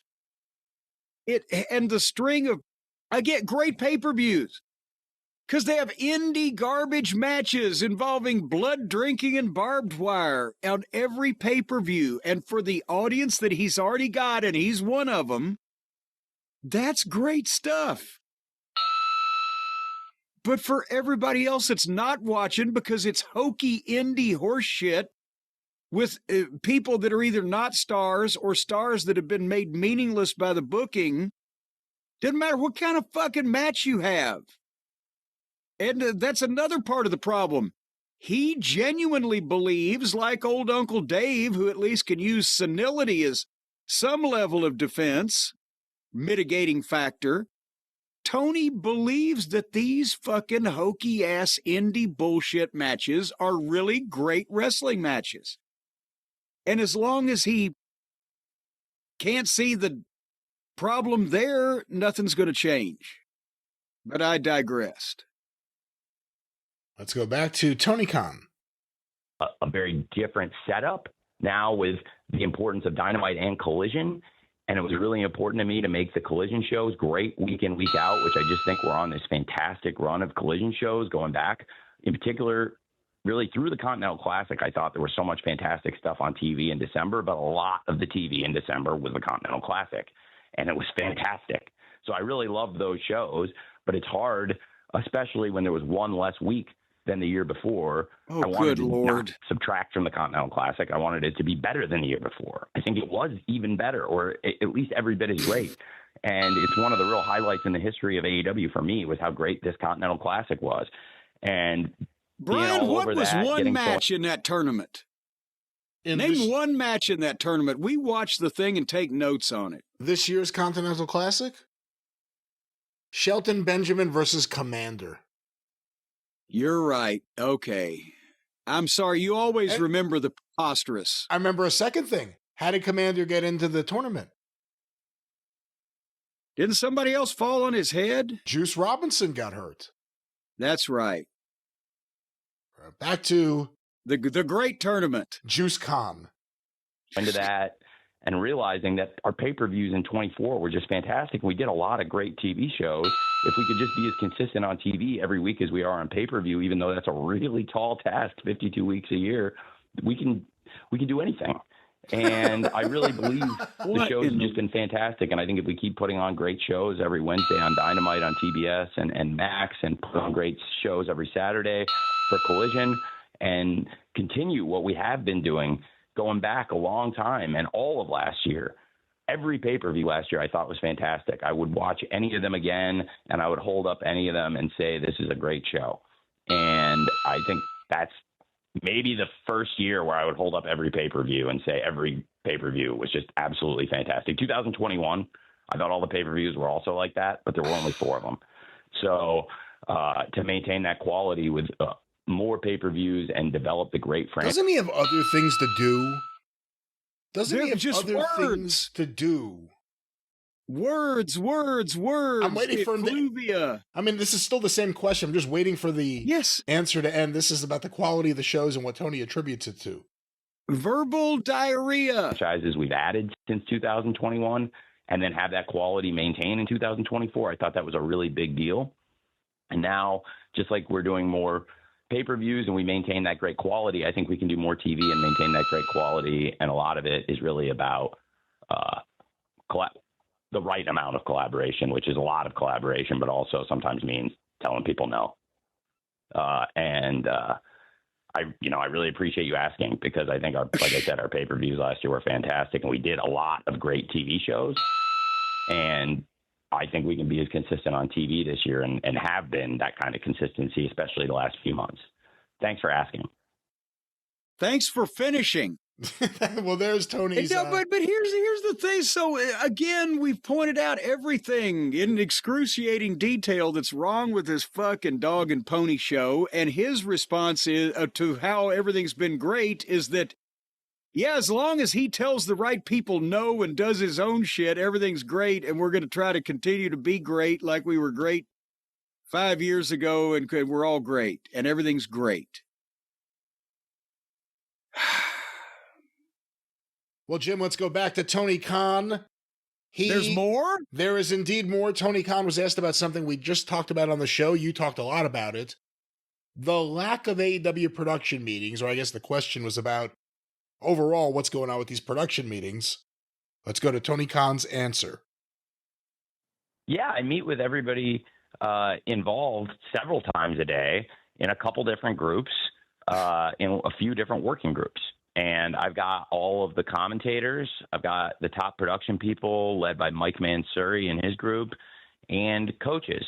and I'll meet with them individually and in groups. I'll get the production people and the commentators together. I'll get with the individual coaches. The coaches will also meet with the production people, and we'll go over things throughout the day. And like all processes in life, I think we're constantly looking at this. And when you depend on people, there's got to be good communication between people. And it's one of those things that I'm constantly looking at, and I want to do better with always and with everything. It's like, and like, I do think it's a great process for us, and we've had great shows recently. And, you know, I'm very proud of the shows we've been putting on, and I think we have a great staff of people. And, that's kind of how we do it. So I'll generally come in with an outline for what I'm looking for. We know who our top stars, our top rivalries are, where we're going. We know big matches, big moments, and I've got a lot of ideas, and I'll get with a group of coaches, a group of producers and production people, and the announcers, and then we'll all come together. And it's possible that I'll meet with several of the groups as individual groups, and then they'll meet with each other, and then I'll get with them generally one-on-one. And let me stop for a moment. So he's meeting with groups, different groups, and then he breaks away and meets with the star of the group one-on-one. I mean, I don't know how that works. What do you? Well, okay, let's say. So he meets with production. He tells them what he's thinking that's going to happen, and then some talent in that segment comes and says, "We don't want to do that. We want to do this." Okay. Well, but then you got to get the other guys that are involved that are going to run in and tell it. Well, then, okay. Well, now you got to go back to production and tell them what's happening now. When all these running around back and forth, modifying things, leaves more opportunities for shit to get lost in translation or stuff to be overlooked because it was not all being discussed with all parties present. They didn't have the finish with all the talent specifically nailed down and then have the production meeting, or vice versa. Have the production meeting and then tell the talent how the finish is going to go. They're just all running around fucking revamping shit. And that's the easiest way to see what you're seeing, is not even not to have a meeting, but to have too many meetings. Well, let's go back to Tony Khan. And then I'll get, before showtime, all the announcers and production people together. And it's you know, it's something I think has worked for us, and we've put on really, really good television. And I believe have had the most consistent shows week in, week out. So that's kind of where we're going. I do think in all wrestling companies, and really in all sports companies, you get reports and anonymous reports and things like that. But in this case, I thought some of the things I read were completely untrue, which is why then you saw people backtracking from the things they said pretty quick, or putting out a totally different version of what they said. Or what's he talking about? Who backtracked on what? I have no idea. In terms of the lack of production, I can't even turn my head that far. My neck is too bad. Yeah, I mean, in terms of lack of production meetings, I heard that from talent. So no one's backtracking me. Well, that's the problem, is he's probably having a bunch of these meetings and forgetting to tell everybody to join. Saying, "Oh, what I said, this is what I meant." And you get that a lot. And it's just part of sports. And, you know, when I was first breaking in 10, 12 years ago, I used to think about that stuff a lot more. But right now, I'm just focused on trying to do shows and eliminate those kinds of distractions. And when it comes to... When I was breaking into the sports biz, your dad gave you a fucking job. What do you mean when you were breaking in? When I was working my way up from the mailroom. When he was breaking in back in the old day, Birmingham. I remember Birmingham, one of my better towns. Meeting with everybody and brainstorming. We do a lot of that throughout the day. And that's really what the whole day is about, is meetings. So I found some of that discourse to be amusing, especially in the midst of the great quality. But I guess consider the source, right? Thanks for asking. Oh, there we go. Thanks for asking. Considering the great quality. If you hold these recent AEW televisions up to AEW television from 3 years ago. It doesn't even hold up. And we found plenty wrong with it then.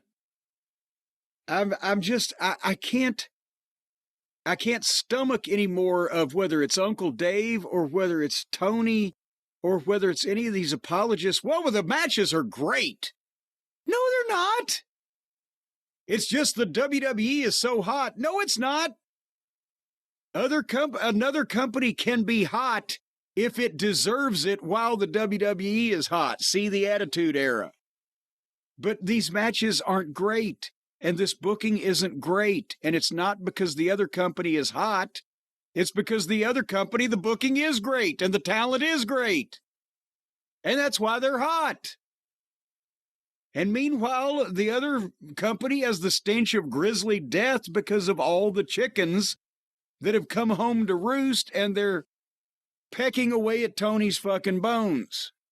Yeah, it's not that WWE's hot. It's that AEW is a lot more appealing when WWE is cold.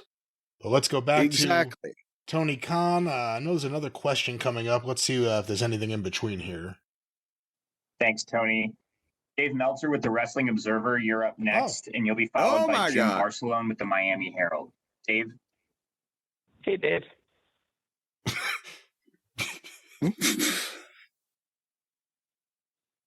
Dave? Dave, you got to unmute your line. We got to unmute Dave, Dan. Oh, he's not even there in person? No, it's a phone call. The fuck? Oh, I thought it was one of these crummy scrums. Is he still on mute? Is he still? A second. Can we help? Someone help Dave. Okay. I think him and I are hitting at the same time. Who's that?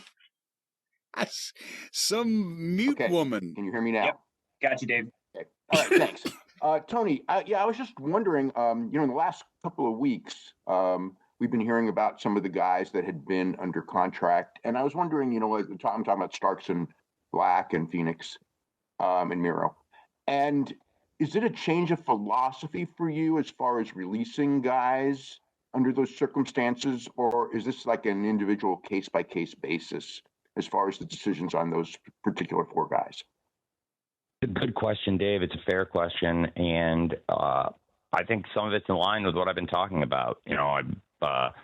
I do think, to your point, it is a case-by-case basis. I think everything is really a case-by-case basis. So much of life is a case-by-case basis. But I do think philosophically, you're right. It changed from what I've been doing. But it just felt like the right thing for the company and everyone involved at this point. And that's the thinking behind that. But like I said, it's on a case-by-case basis. And they're all different situations. But in this case, those did have similar outcomes. So in the other case, it'll be case by case until we case the joint and then pack it away in the briefcase. And ask why now and why wouldn't have done that before. And I just decided that's what I thought was the right thing to do at this point. But it's definitely fair to ask. But that's really all there was to it. Thanks, Dave. Well, I'm glad he was able to clear that up. It's definitely fair to ask. Why does he always have to give his that was definitely a good question. That was definitely a fair question. At the end of all these, Ray Phoenix released. We haven't talked about that. What are your thoughts? Here we are, a couple months into Penta's run, and now his brother's been released. What do you do? Well, and I don't recall, and I don't know if it's public knowledge, how much time that he was committed to still serve there if he hadn't been released. But I'm wondering if maybe Tony thought, well, this fucking guy, he's wanting to go anyway, and I've held him up long enough that they've already introduced Penta, so I've kind of screwed up an introduction, so maybe now I've accomplished what I wanted, and I can just let him go, and I don't have to pay him anymore. Who knows what is going through any of these people's minds. But I wonder, it's not really that late, and Penta hasn't been there that long, and obviously they wanted both brothers, so how quickly do you think that they can gear up into having a reason on WWE television for Penta's brother to suddenly join him and potentially help him out in a 2-on-1 situation? I would think they'd probably have some ideas, wouldn't they? I think they probably had ideas they were working on previously. I think the only problem would be, not that it's a problem, but I've really come to like Penta as a single. He stands out more, especially in WWE land. You know, I wonder about just throwing him into a tag team, but we'll see what happens. Also, well, what would Phoenix do remarkably different from what they would do with Penta, and then you've just got two people doing almost the same thing? Also apparently released or about to be released, whatever it may be, Abaddon, Nick Comoroto. What? Abaddon and Comoroto Solo a Go-Go. That's from 5 years ago. Has he been paying these people to just exist? Also not being brought back, released, whatever exactly it may be. The brother, I forget the exact name now, and I apologize, of Paige, or that's not her name anymore. Saraya. Is it Zach? One of her brothers. Zach Knight, isn't it? I believe so. Yeah, he apparently is not being brought back either. But he had a contract? He was under contract, apparently. We haven't seen her in months. What the God damn. Is it like, okay, 6 degrees of separation, everybody 6 degrees away from you gets a contract in your life? You know shit's hit the fan when they release Angelico. That's when you know, like, oh my God, he's still there. What the? Holy Christ. These people have been getting checks. Good for them. You know, it really says something about the guys they haven't brought back. They really must have, like Jack Evans never returned. I brought up Angelico, made me think of him. He was there in the early days, and then they're like, you know, we've had enough of him. He's not coming back. We have one more question here, Jim, of Tony Khan, and that is on John Cena turning heel, and if he feels any creative pressure now that that's happened. Let's go to this. Like the rest of us, when it comes down to it, you're a wrestling fan, so I'm sure you're aware that John Cena recently turned heel. Unlike the rest of us, you own your own wrestling company and you book your own shows. And it just so happens that AEW a week later has a huge pay-per-view in Los Angeles. I'm curious, in these moments, is there any sort of added pressure possibly to maybe take a big swing creatively that maybe you wouldn't normally do? I'm curious as to kind of your mindset, your thoughts, and how you handle these types of moments. And let me stop it for 1 second. Apparently that question was asked by Joey Hayden of the Dallas Morning News. But before we get to Tony's... Wait a minute. That's a goddamn legitimate recognized newspaper. What? That was, I guess, their wrestling reporter for the Dallas Morning News. My question was going to be, what do you do? If you had a national promotion and the other company did something that the entire world is talking about, do you have added pressure on you having a big pay-per-view the next week? No. As a matter of fact, if he was to say, oh shit, I got to have some major happening that wasn't already planned, that he didn't have worked out in advance and was fitting his stories, then he's just being a mark trying to chase big news that he's not going to make in light of Cena turning took a lot of the oxygen out of anything else in the wrestling space, as they say. So if I were Tony, I'd just worry that hopefully Revolution will do about the same number of buys it always does and let me start thinking about something that when everybody stops ejaculating and wipes himself off over Cena, that maybe then I can come up with something. But to do something now would just be such an obvious plea for attention, and it would have to be the last minute and unplanned because you're reacting to something that just happened last week. Well, let's go to Tony Khan's answer. This will be our final question and answer. That's a great question. I think we're really very happy with the shows right now. I think the quality of the show has been tremendous, and we helped build a lot of excitement around the original Revolution by just doing great shows week in, week, and that worked so well for us. And I think if we do that here, it will pay off for us and to keep putting on the great shows. And we do take big swings and do exciting things on the shows, and we have big developments, big matches, big moments. And I want to keep doing that, but I don't want to change anything we're doing. just because another wrestling promotion has changed what they're doing. And I think it's important to keep an eye on what's happening all around the world of wrestling. And there are exciting things happening all over the sport. And one of the most exciting things, and the thing I'm focused on, most excited for, is this Sunday AEW Revolution pay-per-view. It's been a great run of AEW shows going into Revolution, as I was saying, and I think that's going to serve us very well going into this pay-per-view, if that makes sense. Thanks for asking. Well, there it is. If that makes sense. Tony Khan, any final thoughts on Tony Khan, his answer to the Cena question? It's just, well, there's really he answers every question with the same thing, but Revolution is going to be great.